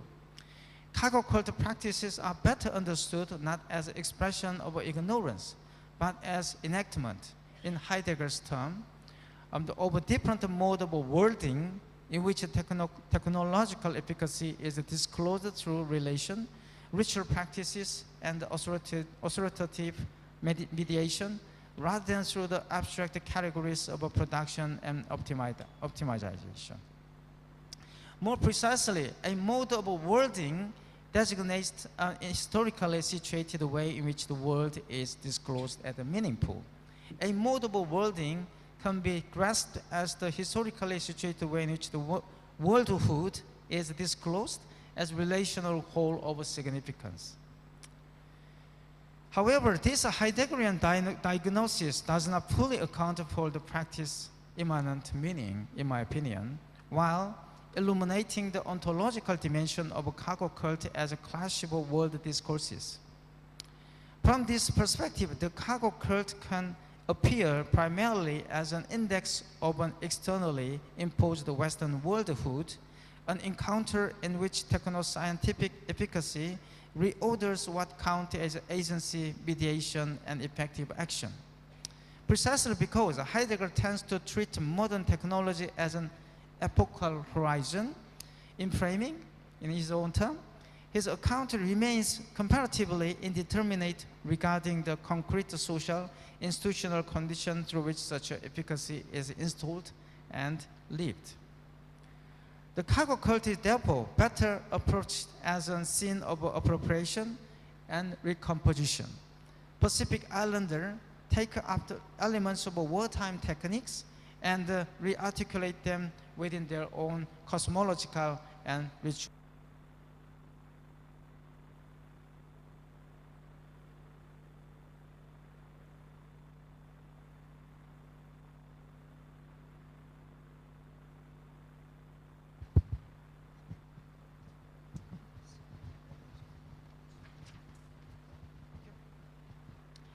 So I got 10 minutes, so, all right. So, technical life cannot actually dispense with in this light, okay, this one, go. What this discloses, that means in cargo cult, is not a simple misunderstanding of technology, but a plurality of technological meaning in use, even if modern techniques may function in Heidegger's sense as a unifying mode of revealing the cargo cult foreground, how technological forms generate diverse practical milieus as they circulate across heterogeneous worlds. What is encountered is techno-scientific efficacy, airstrips abruptly cut into the landscape, radios that carry voices, radios that carry voices across distance, ships and aircraft delivering unprecedented quantities of goods, uniforms and the protocols that coordinate collective action. Yet the conditions that make such effects possible are not made accessible. What arrives, in other words, is the force of a techno-scientific order without the corresponding sharing of a cosmology that renders its mediation intelligible. From a cosmopolitical perspective, the cargo cult invites us to suspend reflex that treats techno-scientific explanation as the sole tribunal and attend rather to a situation in which efficacy imposes itself, even as the cosmology that authorizes renders it intelligible remains unshared. In this light, the cargo cult is not the best approach as a loss of authenticity or as a derivative reaction to Western Western modernity, but as a scene of the negotiation over the composition of a common world under condition of unequal power. So actually, in this sense, I want to argue that, the politics of responsiveness, what is actually the meaning of the weak technology? Because, the technical life cannot actually dispense with responsiveness. The technology always is established through our interaction, our responsiveness to the world. This is, in my own term, is the meaning of worlding. The systems depends on the situated improvisation of users and workers, what Andrew Pinberg calls a margin of maneuver, without which breakdown could not be managed and unintended consequences could not be absorbed. The Pinberg uses the notion of a margin of maneuver to ripple to a tactical space that subordinate actors, including workers, users, students, patients, and others, find within a technical or organizational system. In other words, maintenance. So Pinberg's concept clarifies what I mean by weak technologies. Weakness is not a technical impurity, but the maintenance of a maneuvering space within technically organized life, a space generated by contingency and breakdown, but politically decisive insofar as it can be either captured by mastery or enlarged into the accountability. In this sense, weak technologies are technical arrangements that institutionalize maneuver. They protect the right to interrupt, reinterpret, reroute, and contest the technical code under which a system operates. Against operational autonomy, it makes responsiveness a principle of design and governance rather than informal residual tolerated at the margins. The political question then is not whether responsiveness exists, but whether it is harvested as an input for further optimization of or expanded into principle of accountability. When the model's accuracy arises, like a factory or some kind of the technical infrastructure, yield improves and the protocol tighten their tolerance. the regime declares the matter settled, performance is taken as self-justifying. Under the ideology of mastery, interruption is recorded as inefficiency, contestation as noise, and the alternative account of efficacy as irrational or merely cultural. What mastery seeks, in short, is to abolish responsiveness as such, to convert disagreement into error, dependence into inevitability, and translation into assimilation. Again, this kind of ideology of mastery, I just raised, the concept of big technology. I want to conclude my talk, by taking this case, which was which actually practiced by some in the African classroom. So weak technology are not malfunctions or disordered, but moments of disconcernment in Helen Barron's sense. So Helen Barron had, some experience in African classroom. The Barron classroom episode offers a clear illustration of how this principle takes form in the practice. It's kind of pedagogy of weak technology. She recounts So the Barron recounts observing a student teacher, Mr. Ojo, deliver the primary school lesson on the measuring length in resource-poor Yoruba classroom linked to the African primary science program, and teacher training at Obafemi Law University. The group had prepared a lesson in which children would use a string to mark body measurement and then use a metric ruler to report them in metric unit. If you're doing some architecture, you know what does this mean. This modular is the Corbusiers concept of modulation. So on the day, Ojo instead used the small 10 centimeter cards and the long strings. He measured a child by tying a knot at the head height, then wound the string around the card, counted the reps in the Yoruba, multiplied by the 10, and read the remaining centimeter from the card markings, but a new way. At first sight, her heart sank. That means Barron's heart sank when she saw how Mr. Ojo had arranged to teach the lesson on measuring lengths, quite different from the Western, the sense of measurement. She was not impressed by his preparation because it departed from the lesson plan they had devised within an official pedagogical framework. From her perspective, the material looked like a shortcut, an improvised substitute for the carefully staged sequence meant to teach lengths as a single, continuous extension and to move a student from concrete activity to an explicitly articulated abstraction. Because the plan carried with its particular image of what good teaching and proper measurement should look like, his setup, Mr. Ojo's setup, appeared to miss the point as if he had not prepared correctly. The method scandalized Barron in that it treated length as a bundle of turns, a plurality, rather than the single extension that the official lesson was meant to teach. Yet pedagogically, it worked brilliantly. Of course, the children measured successfully, filled in the actual chart, and even completed the reverse evaluation task.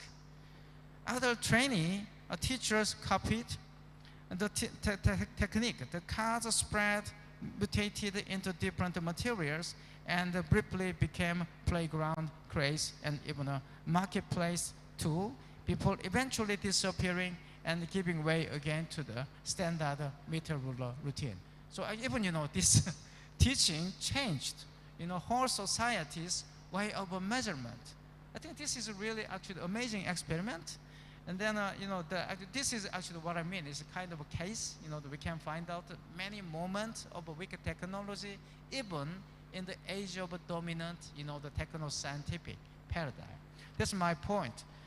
Thank you very much for listening. So this is my conclusion.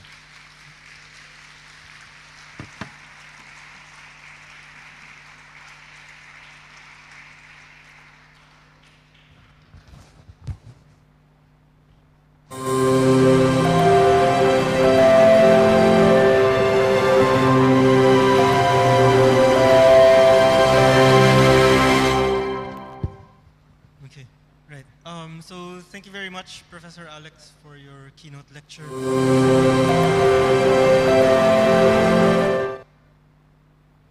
Okay.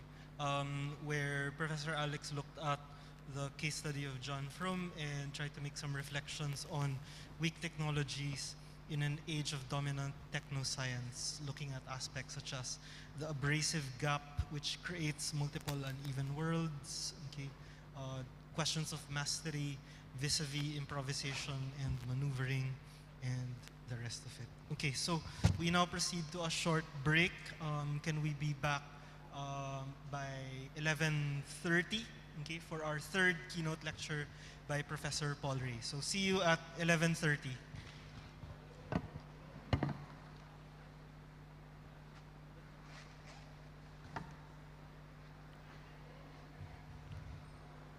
Ladies and gentlemen, we will now take a 15-minute coffee break. Refreshments are served just outside the room, so please enjoy your time. Thank you.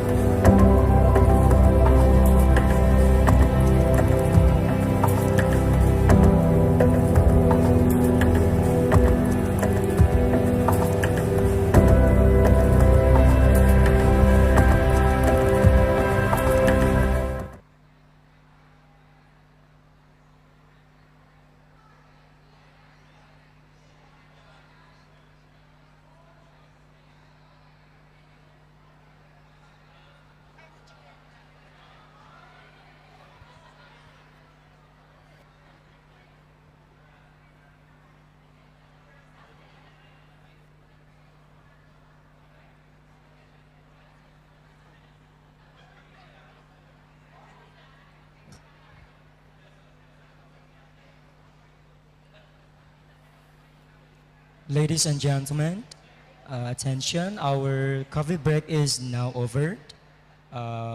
So we kindly invite everyone to return to this room because in short, we will continue our next session.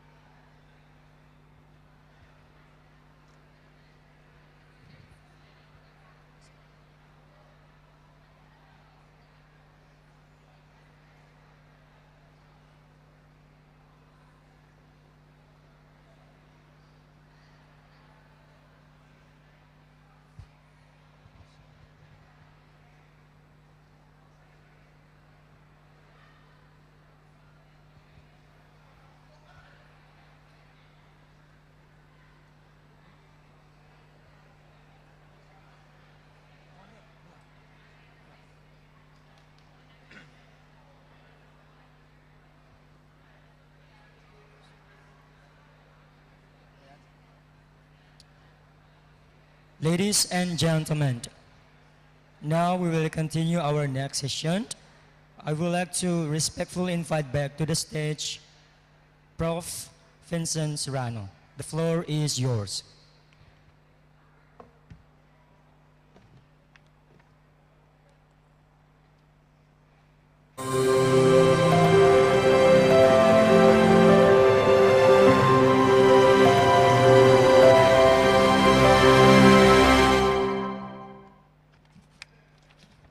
Okay, everyone. Hello. Hopefully you've had a good break. Maybe for our noise levels to be more regular, can I ask the organizers to close the door, please? Yeah. Can you close the door, please? Thank you. Okay, so for our third keynote, I'd like to welcome Professor Paul Ray, Professor of Theatre Studies at the University of Melbourne in Australia. He's the author of Theatre and Human Rights, Real Theatre, and the co-editor with Tracy C. Davis of the Cambridge book, Handbook of Mixed Methods for Theatre and Performance Research. A former editor of the journal Theatre Research International and co-artistic director of the Singapore-based theatre company Spell 7 Performance Club, Paul publishes widely on contemporary theatre and on Asia-Pacific performance cultures. His next book will be Performing Islands. He writes regular theatre studies essays on his Substack, What the Theatre Said. Friends and colleagues, let's welcome Professor Paul Ray.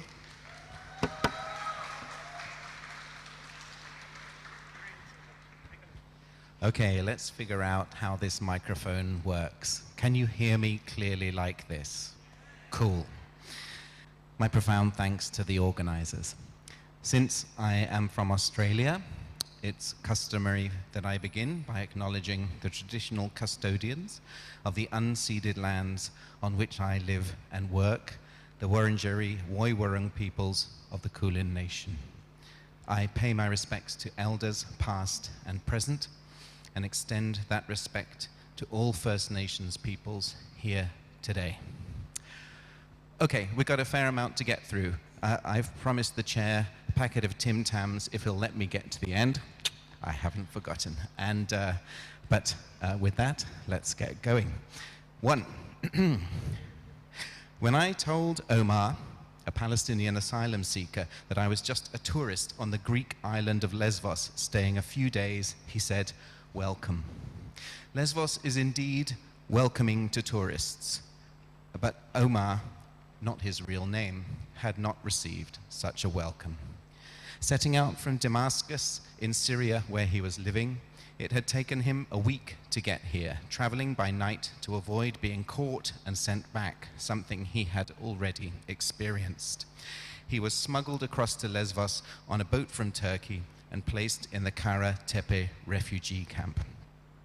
He was free to leave and re-enter the camp as he wished, but also talked about its heat, disease, weak phone signal, and limited meals. Located on an exposed promontory north of Mytilene, the camp was supposed to be temporary following a devastating 2020 fire at the notorious Moria camp, the largest in Europe nearby. But construction of a new permanent camp is on hold.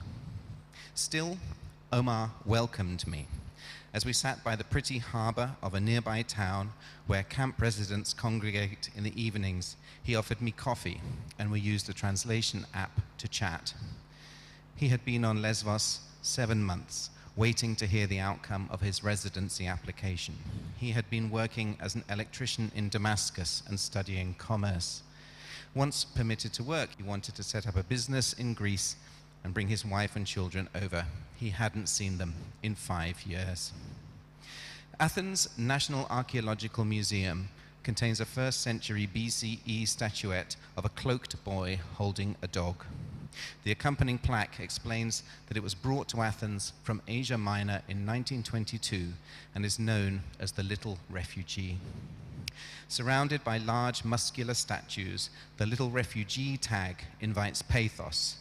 What it really speaks to is the relative transportability of a small statue at a time of violent upheaval.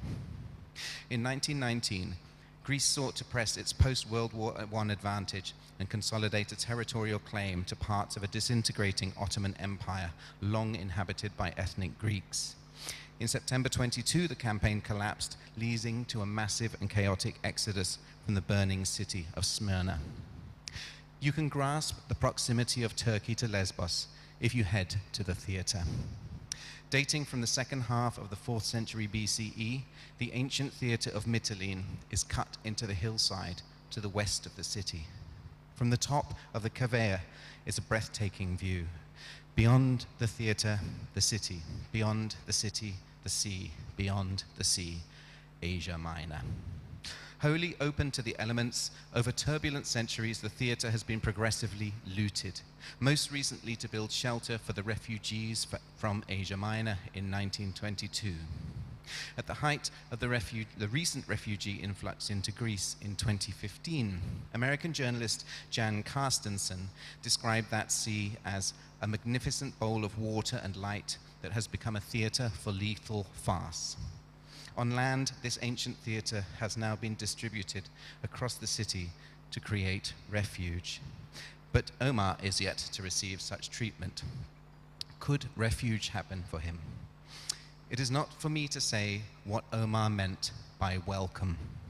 A cultural reflex, perhaps, born in part of the basic fact that he was a resident, all too resident, and I a visitor. But maybe it was anticipatory too. A welcome spoken as much from the settled future he hopes for as in an unstable present that does not permit the luxury of despair. 2. How does performance emerge from the material conditions of island formations and island life? On the face of it, this is a very broad question. How do we even begin to enumerate all the geographical, environmental, historical, political, economic, and cultural factors that shape island existences and to which performance gives expression?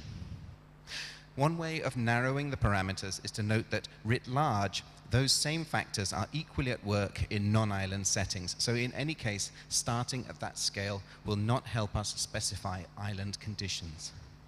There are, however, stories that can be told that begin from what is distinctive about, if not unique to, islands. One such story goes like this. Islands are most distinctive at their edges, where land meets sea.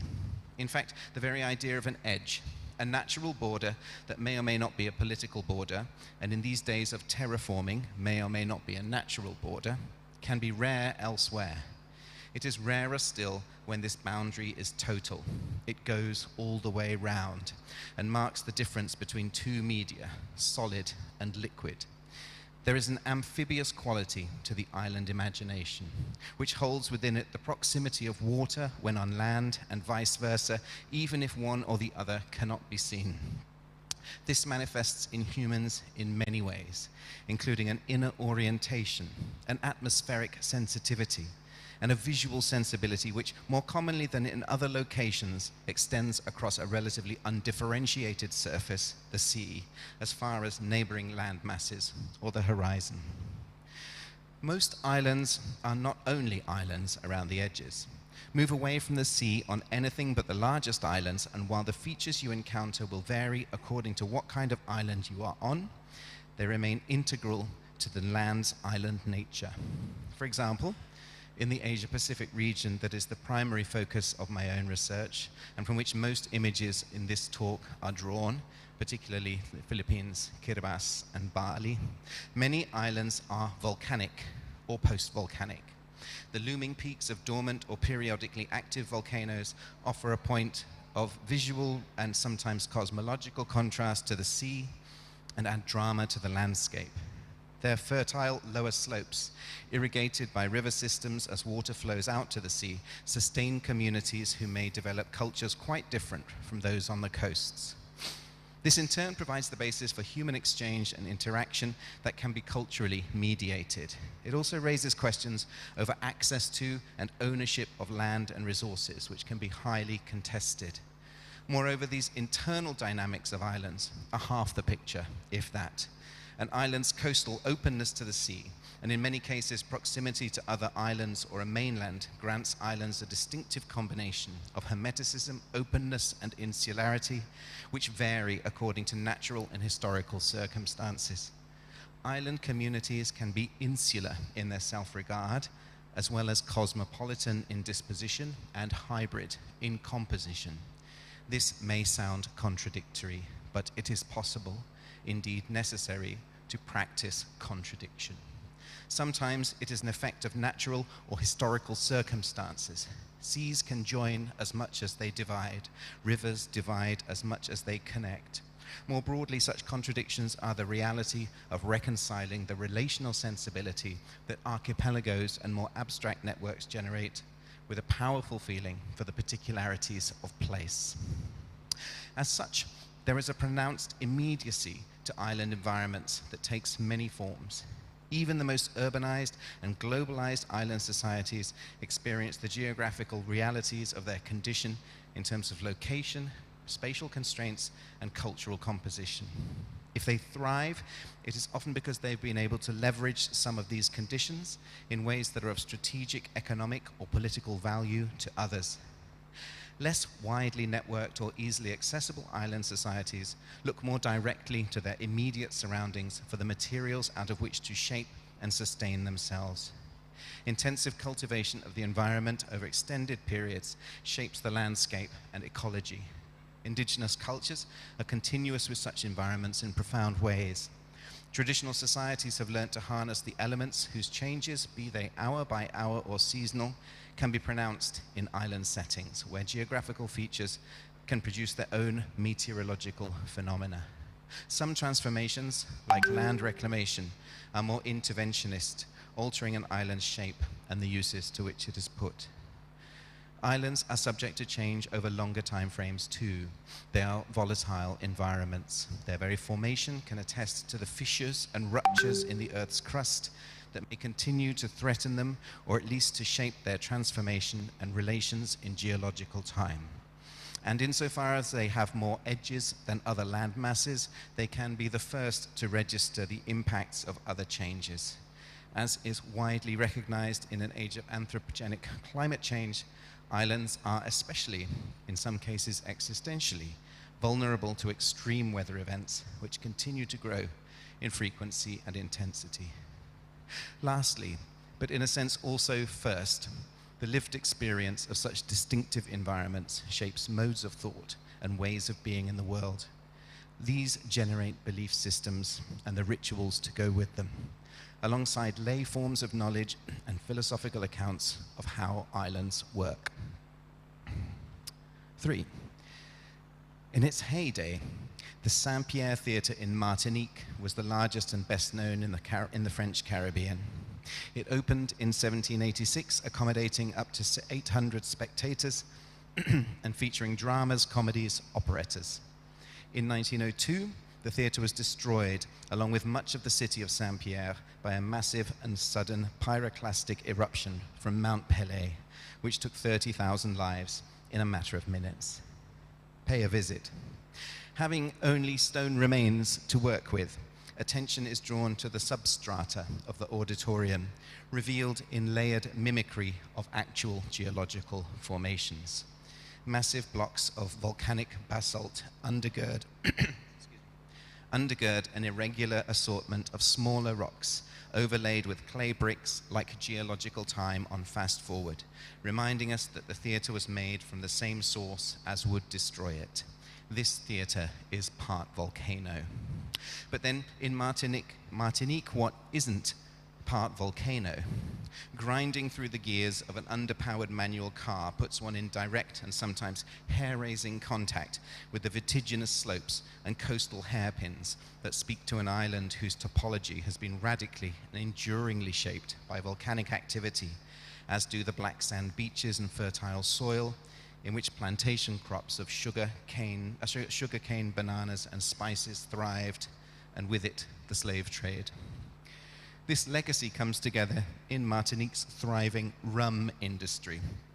The cellar where rum is barrel-aged at JM Distillery on the northern skirts of Montpellier is strikingly staged for the visitor. Amidst the heady scent of rum evaporating up through the porous wood, the barrels are presented through a small proscenium in a distinctive red wash, the belly of the volcano. I've been drinking their fumée volcanique rum, aged in burnt oak barrels to develop, as the label has it, smoky, powerful, and intense notes in the image of a volcanic eruption. The metaphor is overstretched, clearly, the relation to place less so. I, perhaps you, struggle to understand the Martinican novelist, poet, and philosopher Edouard Glissant sometimes. But what in the past I have experienced as frustrating abstraction, in situ I read more resonantly. Take the opening passage of a chapter called That. The world's poetic force, its energy, kept alive within us, fastens itself by fleeting, delicate shivers onto the rambling prescience of poetry in the depths of our being. The active violence in reality distracts us from knowing. Our obligation to grasp violence and often fight it estranges us from such live intensity, as it also freezes the shiver and disrupts prescience. Just to say, if English is not your first language and you're struggling with this, don't worry. I think many people in this room are struggling with this. But we embrace it. We embrace the struggle. Poetry, thus, nonetheless, totality, gathering strength, is driven by another poetic dimension that we all divine or babble within ourselves. It could well be that poetry is basically and mainly defined in this relationship to itself, to nothing other than itself, of density to volatility, or the whole to the individual. This world force does not direct any line of force, but infinitely reveals them. Like a landscape impossible to epitomize, it forces us to imagine it even while we stand there neutral and passive. Kristen doesn't say poetic instincts are like magma and poems are like volcanic eruptions, or any other such version of this is like that. Indeed, he does not mention volcanoes or eruptions or magma or lava at all.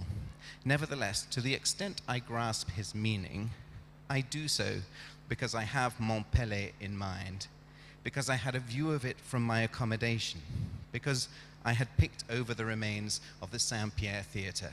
Damn it, because I had J.M. Distillery's Fumée Volcanique coursing through my veins when I read it. And that's just my tourist version, the reader's version of what Kristen knows and thinks profoundly and expansively. His account of the world's poetic force and other creative energies derives from an imagistic imagination that, as he says, is like a landscape impossible to epitomize. His preoccupation with turbulence, roiling hidden currents and flows, sudden violence and shudders, the dynamics of self-creation and self-formation, and landscape itself, all extend across poetics of relation, and in so doing join with other motifs and preoccupations. They are the opposite of examples. For Kristen, any given example limits efforts to comprehend the whole. Taken together as prompts to thought, and both involuntary and unsystematizable connection, they are the poetics of relation. 4. You're either on the island or you're not. Performance doesn't only ask to be experienced in situ, it cultivates a form of attention that is best rewarded through active, embodied encounter. Without experiencing the texture of island life, the size and shape of an island, and its relations to its neighbors, one is severely constrained in the analysis of the performances that take place there. Once the researcher is present, other questions follow. Where do performances take place? What is their relationship to their environment, both in terms of location and the materials of which they are made? What other local materials are used, and how do they come to be selected and adapted for performance? What non-local materials are used, and how did they get there? What are the sources of the songs and stories and the aesthetic forms used to express them? What do these performances mean to which spectators? How do performances testify to the history of the land and its relations to the wider world? Performance analysis is key to begin answering such questions. The importance of performance to many island cultures, the limited resources with which their practitioners may be working, and the relative knowability of their primary audiences, be that a local community or demographic, or visitors, or a combination, means that such events may readily reflect the anthropologist Milton Singer's insight that performances encapsulate the elementary constituents of the culture, rendering it exemplary of aspects of island life. Paradoxically, this is evidenced from the fact that there are island performances that travel widely and that deliberately or otherwise express or evoke key features of the places they are from. Collaborative work, including festival commissions, can stage the bringing together of different such cultures, while diasporic performances are integral to sustaining the memory and qualities of home island life. Whether presented on home ground or elsewhere, and there are times when performers travel to present work that is too costly or resource intensive to be presented back home, performances can be striking and fascinating in themselves. But at a certain point, their study necessitates a fuller understanding of how such performances come to materialize and manifest their island settings. This is where both archival research and fieldwork come in. Island cultures have long invited representation and documentation, often by outsiders, whether out of curiosity or for purposes of control. The fact that historical archives in particular are often located outside the islands they reference, alongside looted objects of cultural significance, invariably points to the biases in their gathering and means they should be treated with circumspection. Archives stored, say, in the metropolitan centers of former colonial powers or in the neo-colonial institutions of post-colonial nation-states may well document cultural knowledge in a form that is different to and diminishing of that in which it was originally expressed. As is widely acknowledged, particularly in critical accounts of anthropology and ethnography, fieldwork is shadowed by this same history. The Petri dish or natural laboratory idea of islands as conveniently circumscribed sites of study mean they have long held an attraction to outsiders, providing all too many opportunities for framing island peoples as objects of curiosity and investigation, and for acts of appropriation and misrepresentation. For these reasons, the role of the local or native researcher is increasingly important. If you're either on the island or you're not, you're also either from the island or you're not, or at least the neighborhood. Those that are can possess a profound linguistic and cultural understanding of their milieu, unavailable to outsiders. They may also have ready access to informants, gatekeepers, brokers, and practical resources, and a strong sense of what research is of greatest use to its participants. But too essentialist a view can bring its own limitations. It is not helpful or fair to cast the local researcher as omniscient and omnicompetent. They risk being expected to speak for their entire community in a way that denies their individual agency as a researcher, not least as someone licensed to conduct research elsewhere. The fact that while local researchers will possess valuable insights into the locality, insofar as they are researchers, they already occupy a distinct position in relation to what they are researching, and an identity that places them in apposition to those they engage with in that capacity. Moreover, if the local researcher's position is not absolute in context, then nor is that of the outsider. They always risk abusing the privilege of welcome and access, but nevertheless have the capacity to offer fresh insights, not least insofar as an integral aspect of many island cultures is itself the interface with outsiders. Whether local or not, the distinctive position of the researcher is further extended in island settings by the archipelagic dimensions of their practice. To the degree that research establishes a unique set of priorities and mandates a novel program of activity, the researcher's trajectory exists independently of any other actors. They have the flexibility and license to move across contexts and locations that others might struggle to join. This often involves making connections or joining dots that many islanders have neither the need or opportunity to perform. Another way of putting this is that while it's important to focus on each island culture as distinct in itself, doing so in isolation not only oversimplifies the situation, but distorts the ways most scholars come to know most islands most of the time. Islands are most often archipelagic, and even where not, still exist as nodes in a variety of historical, cultural, economic, and informational networks. While it is important to study each island performance on its own terms, it cannot be fully understood without wider reference, both because of the range of influences that likely bear upon it and the broader networks to which its creators and audiences belong. The scholar who closes themselves off from this risks becoming more insular than the island they are studying. I'm going to skip a section about scuba diving. I'm just going to show you a picture of me scuba diving. And you can ask me what I would have said about that later, if you really care. Michael, let's go through the next couple. There we go, hand signals in scuba diving. Lovely picture of scuba diving. All right, 6. And just to let you know, people flagging things at me, we're not far off the end. What does this mean in practical terms? What methods meet these circumstances? It may be that one is either on the island or not, but other than in the most locally circumscribed of situations, the researcher's job is to make a virtue of being both on the island and not. In other words, while island performance studies may focus on individual locations, its methods may be best understood as inherently archipelagic, including, oh, that's a bit early. let's go back. Including an archipelagic relation with one's own home base. For instance, spending time on an island is important, but committing longer term is particularly effective. It is tempting when entering an island setting to presume that the situation one first encounters is how things are. But that is only a snapshot in time. One has arrived in medias res, invariably at a moment that is, as far as the islanders are concerned, essentially arbitrary.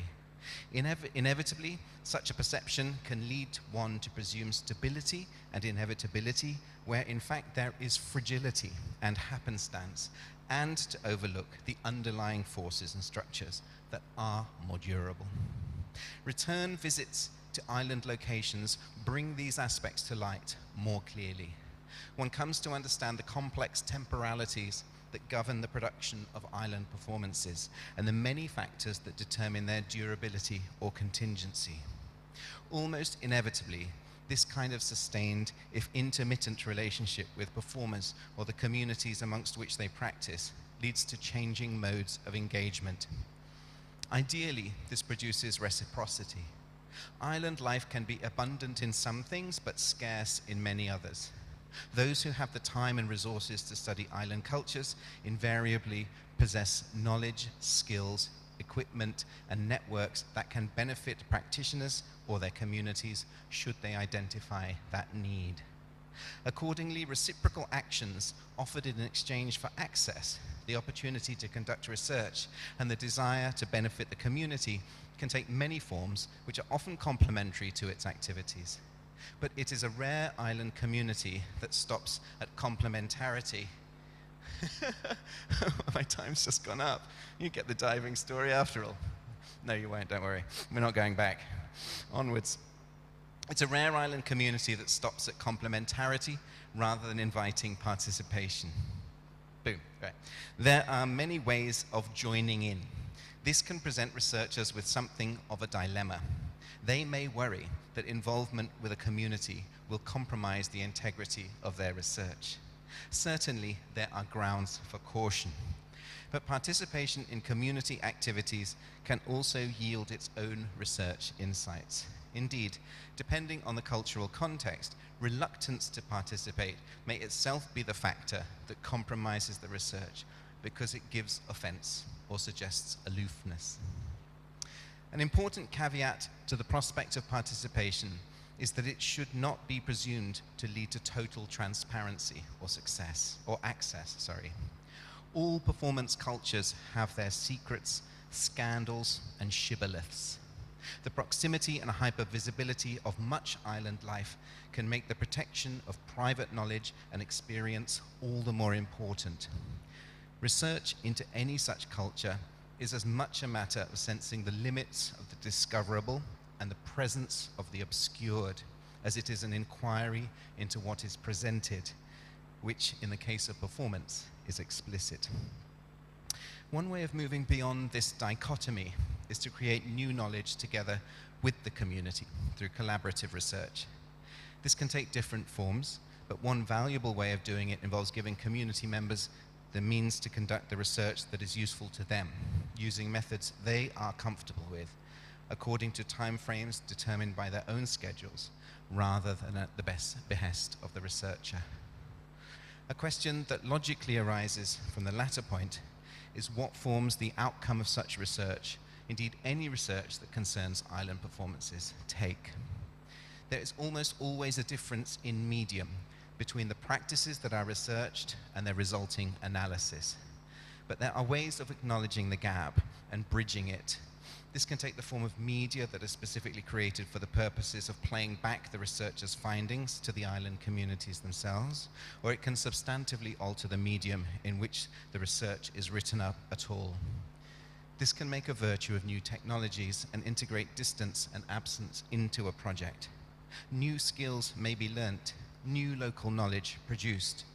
Maybe the ultimate horizon of successful island performance studies is that the researcher recedes completely from the activity and the research keeps going. 7. This is a conclusion. I began this paper as a tourist in Greece.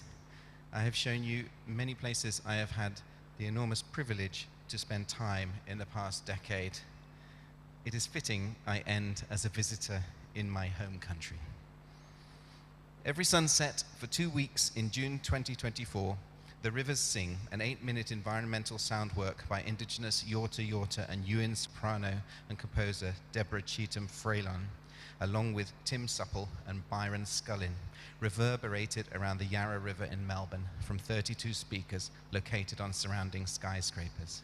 The composition was different every night, but one persistent motif was a whispered Wominjaka, meaning welcome, or more specifically, come with purpose in the local Woiwurrung language.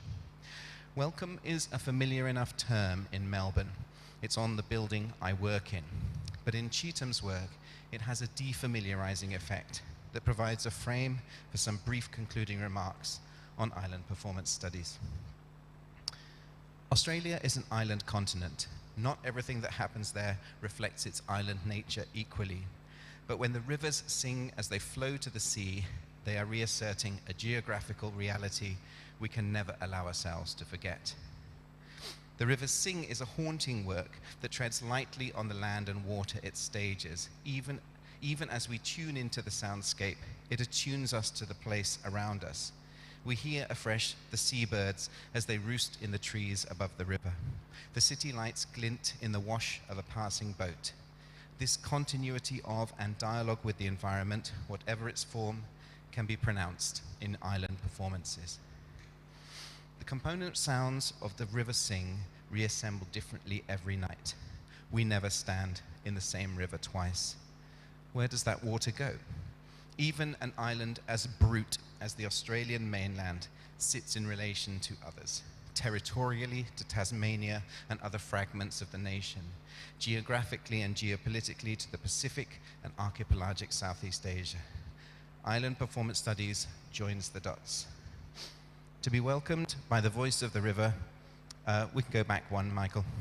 To be welcomed by the voice of the river is to be reminded that the city we newcomers have built upon its banks may be home, but that's not all there is. To be immersed in welcome is at once to be invited in and reconfirmed in one's contingent relation to the environment. Relative to the hosts, the first peoples of the nation called Australia, relative to the hosts, the first peoples of the nation called Australia, relative to the hosts, the first peoples of the nation called Australia. Island performance studies teaches us about belonging. In doing so, it holds us at a distance. To study island performances is to inhabit this push and pull in dynamic tension. It is for each of us to figure out how to handle that and how to behave. One night, the voice in the river sings, whispers, "A secret, a secret, a secret." All performances have their secrets. Island performances hold theirs much closer to the visible and knowable than many.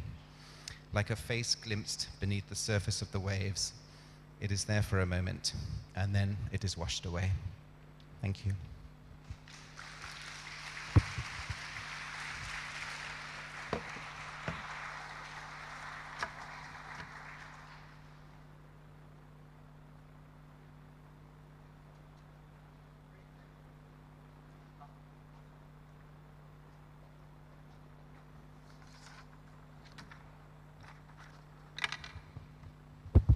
Okay, thanks, Paul, for your very insightful lecture. Kept to the time as well, so I deserve a Tim Tam and possibly Fume Alcoholic, right? Anyway, yeah. So we now proceed to the open forum part. So Professor Ied and Professor Alex, please join us on stage.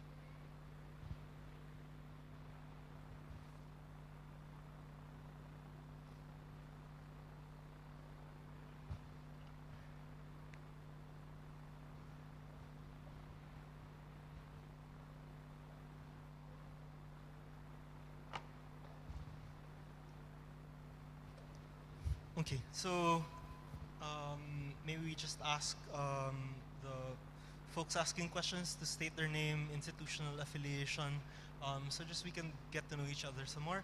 And hopefully you can keep your questions brief to give time for the ones who would like to ask after you. Okay, so the floor is now open for questions.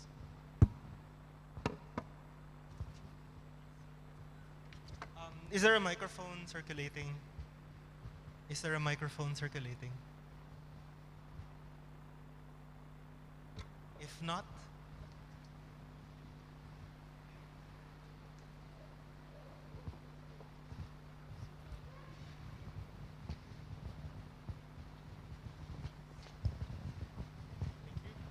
hi, I'm Sean Metzger from UCLA. Thank you for your presentations. This one is for Alex and Paul together. And I just wanted you to maybe dialogue a bit because, you know, you have, both of you used examples from Pacifica islands, but the, you know, in the kind of ways we think about agency and subjects, Heidegger and Glissant are often opposed to one another, right? Because Heidegger thinks like, oh, you can be a subject formation, and Glissant says very specifically, that's not possible because that sort of subject teleology is broken by the slave trade. And so I just wonder, you know, when you think about the capacity to act for an islander, which is it? I mean, do you want to go with a Heideggerian kind of model or the Glissant kind of model when everything kind of forms in relation to something else, precisely because there's all these broken continuities that are created by plantation culture and things like that? okay, so Alex and Paul. Okay, yeah, thank you for the question. Actually, my position is at some point is very critical of Heidegger. Heidegger discovered the ontological the articulation of technology, how, you know, technology influenced our ontological state. That is what he discovered. But his solution is very simple. His solution is we should actually go back to that poetical truth, something actually, you know, the preliminary condition to that kind of the inframing. So I think the inframing is very powerful the concept. But problem is, as you said, it couldn't actually explain, you know, the many possibility of technology as such. My point is not the technology is not the single technology, but Heidegger presupposed that Western technology is singular, and then actually the world is already unified by technology. If you read actually his recent Black Notebook series, and then you actually see that he's very pessimistic to the end of this kind of unified technological in the world. But my actual point is quite different. If you're looking around, you know, the island life, you know, the archipelago in this sense very important. Is even though actually having same technology, these, you know, people practice quite different technology. So in my opinion, technology is not just a frame, but rather kind of a practice, in particular actually assemblage, is a rearrangement of our life power. So I think we must actually focus on this one. This is my point, is weak technology. It's more like a performance and the artistic experiment of technology. And we must practice in this one, in the education, and then some artistic performance. That is more important. That's what I mean. Actually, this creativity as such should be given from this kind of a different practice of technology. So in this sense, we would have many technology, not just one single technology. Thanks, Alex. It's a little hard to hear the question up here, but it was about subjects. Maybe I'll just provide one response, which is one of the reasons I put the image of Glissant's house and this rock up, is because this rock is kind of like the second most famous rock in Martinique after the volcano. And there's a French book called Le Diamant de Glissant, the diamond of Glissant. It's built around the idea that he spent a lot of time looking at this rock and then writing. And actually there's, to my limited knowledge, many aspects of Martinican culture kind of refracted through the image of this rock, which is called Le Diamant because it sparkles because of the salt deposits upon it.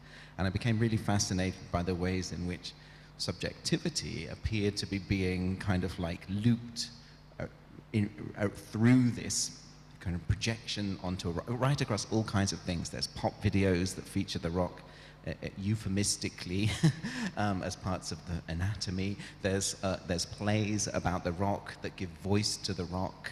there's Glissant sitting there watching the rock and doing his writing.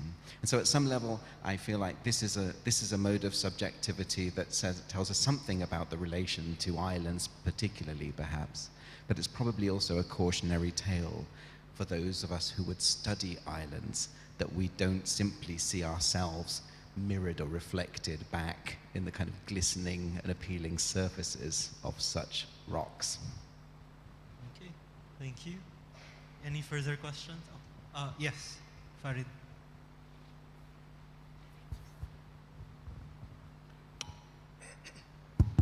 Thank you very much. My name is Farid Alatas, National University of Singapore. So my question is, as somebody who's new to critical island studies, or any island studies for that matter, my question is this: would the study of islands yield ideas, concepts, theories that are specific to islands?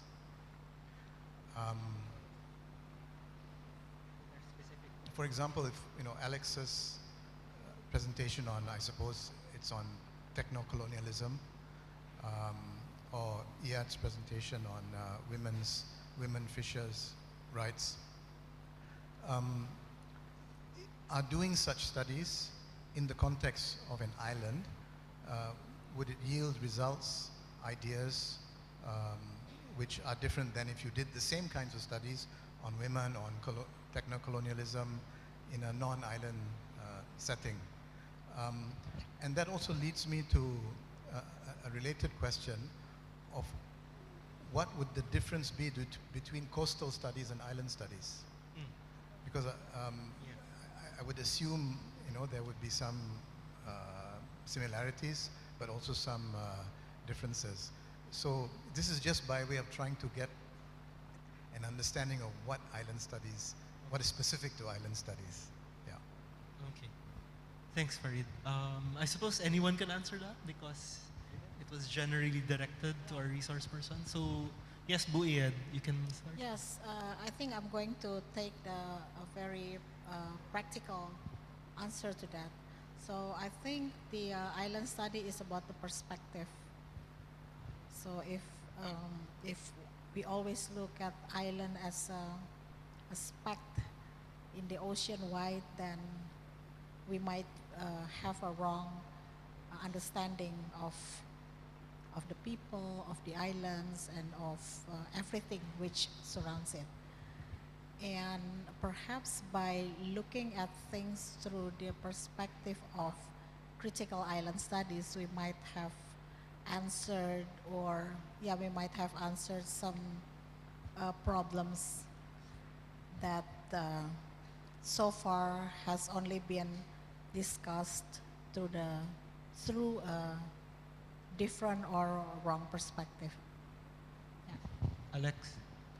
Yeah, thank you for the question. So I try to elaborate the concept of archipelagic ontology.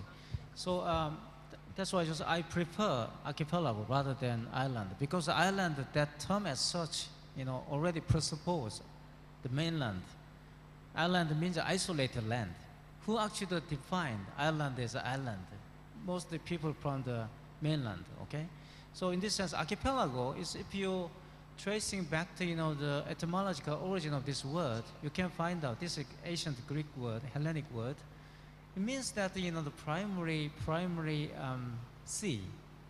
It doesn't actually mean any island. It means the sea. I think actually the critical island study does not aim at, as far as I understand, the understanding the island and its relation to mainland.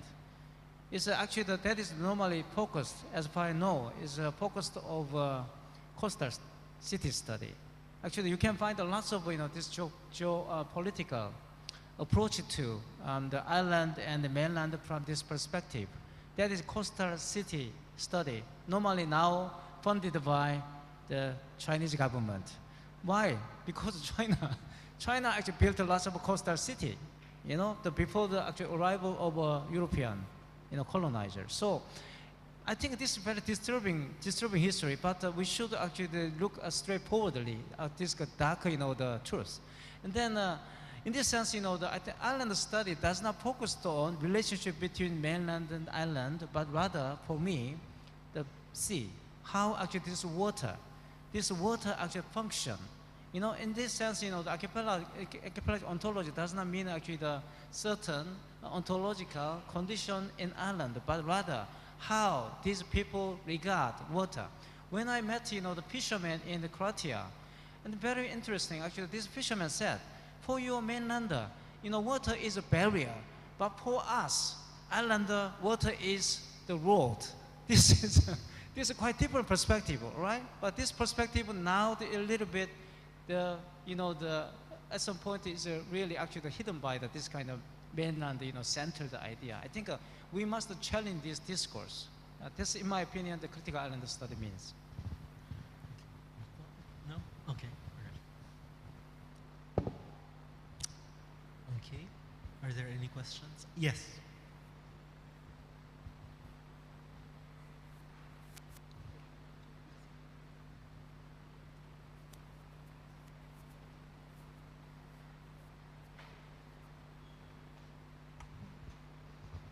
Hello, my name is Tomasz Proskwal, and maybe I would just ask a question into the round.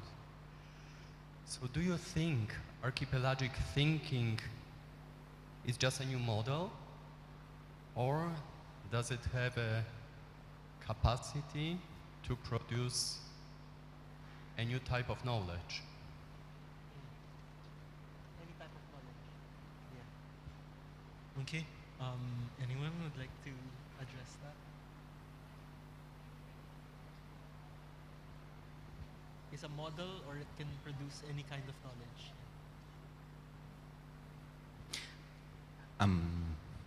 Maybe I can tie my brief answer in with the previous question. I don't think there's anything absolutely unique to island studies. It's more a matter of emphasis. It's always a challenge to want to take seriously the particularity of a given location, but also consider the ways in which what you might discover or learn there, or what it has to teach you, is something that applies elsewhere. Obviously, thinking archipelagically provides a way in which one can progressively loop in multiple distinct locations and also understand the ways in which that knowledge has often been produced or instantiated in an archipelagic or networked way from the get-go.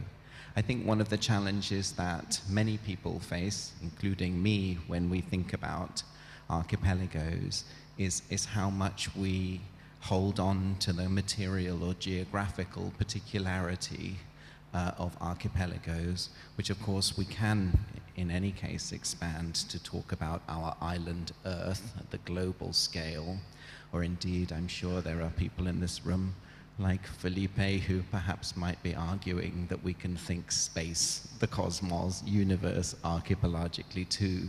And there's probably no one point at which something ceases to be a material actuality and just becomes a metaphor. But it's always a case of like how, I think that there is, to go back to the question, there is a distinct way of understanding the world that is informed by archipelagic experience. It provides a mechanism by which you can move beyond the original source of that knowledge or experience and engage with a wider, broader field. But one must always do it mindfully of where that knowledge and experience is coming from and what new things the additional points of connection bring to bear. I'm so sorry that's extremely abstract, but I'm going to leave it there for now. Okay. Alex? Yeah, I think I'm sure, because actually as you said, the knowledge is always based on experience. Okay, actually the modern knowledge, I think that is the power of European Enlightenment. they actually relocated, that kind of the foundation knowledge on the empiricism. And then actually the island is, the really, really weak point, of this kind of world order or this kind of the world. Why? They actually think about that. The latest, the place which has, this electricity would lose the earliest place. And actually, the earliest place to lose this kind of modern equipment. Think about it. That's the island.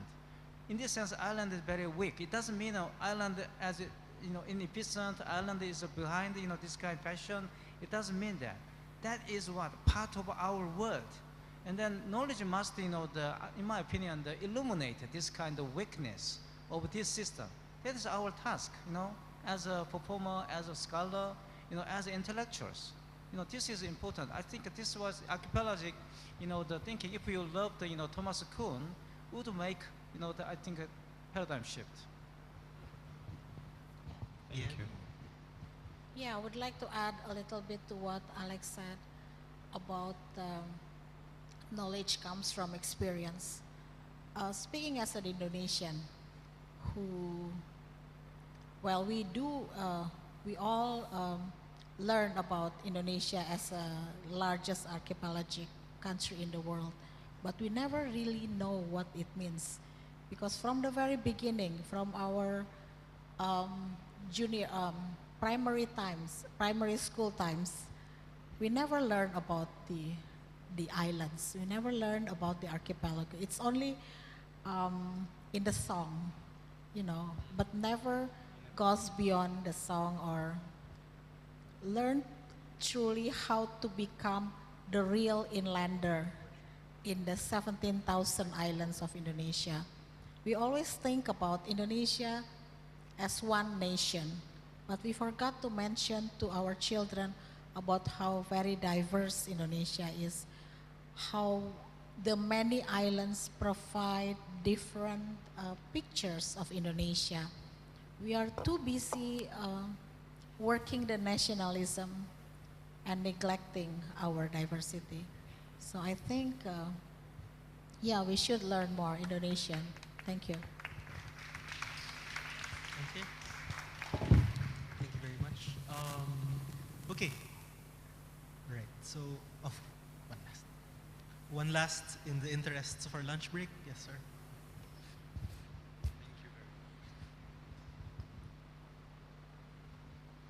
Thank you very much for your presentations, really illuminating. I'm very much interested in storytelling and especially the production of those stories that are being said out of either of those women in the islands fishing or the different dances in the different islands. And allow me to go into a small dialectic with you. We are currently in a tsunami of a certain technology, that is AI. And the production of that knowledge, that comes with that tsunami. And then in our presentations today, we had two different rhythms, two different flows of knowledge. One that is embodied, goes to different islands, tries out things, and then the evidence through photos, scuba diving, amongst many other things. And then we have another imagery that is AI also generated. And what it does in the conversation and what it does also to us as readers. And I'd like us to engage with that conversation. What is archipelagic knowledge in the times of AI? Thank you. AI. What is archipelagic knowledge in the time of AI? That's, yeah. So it was originally included in my talk, but I didn't actually unfold that. But AI is, in my opinion, not quite a new phenomenon. We already have this kind of, the combination of, technology and finance. In the 1920, 1930, in those days, we had, railway. But now we have, this AI system. And then AI is, in my opinion, just the one of a machine which actually based on this kind of infrastructure. What I mean, actually, this is exactly AI is not actually some kind of the very the something from the sky. It is based on the internet. Without internet and without our life world, AI couldn't actually, exist.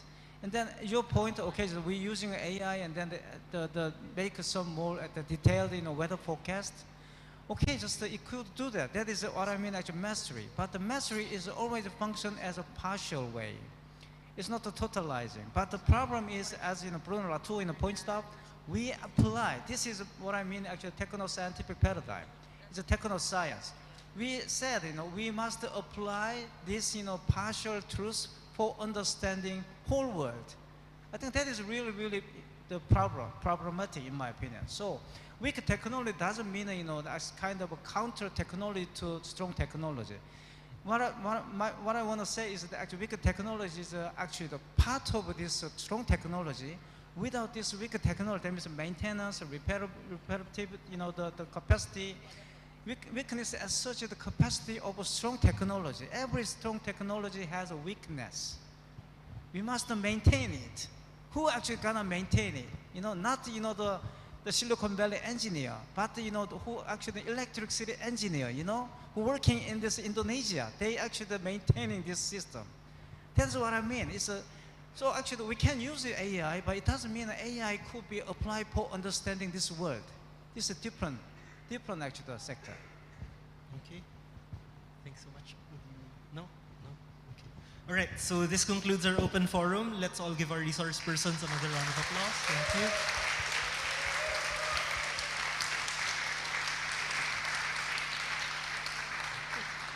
you. And we now turn you back to our host.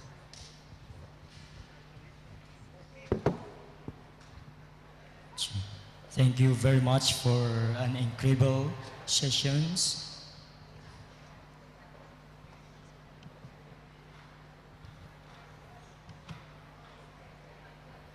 Ladies and gentlemen, let's give another round of applause to all of us today, because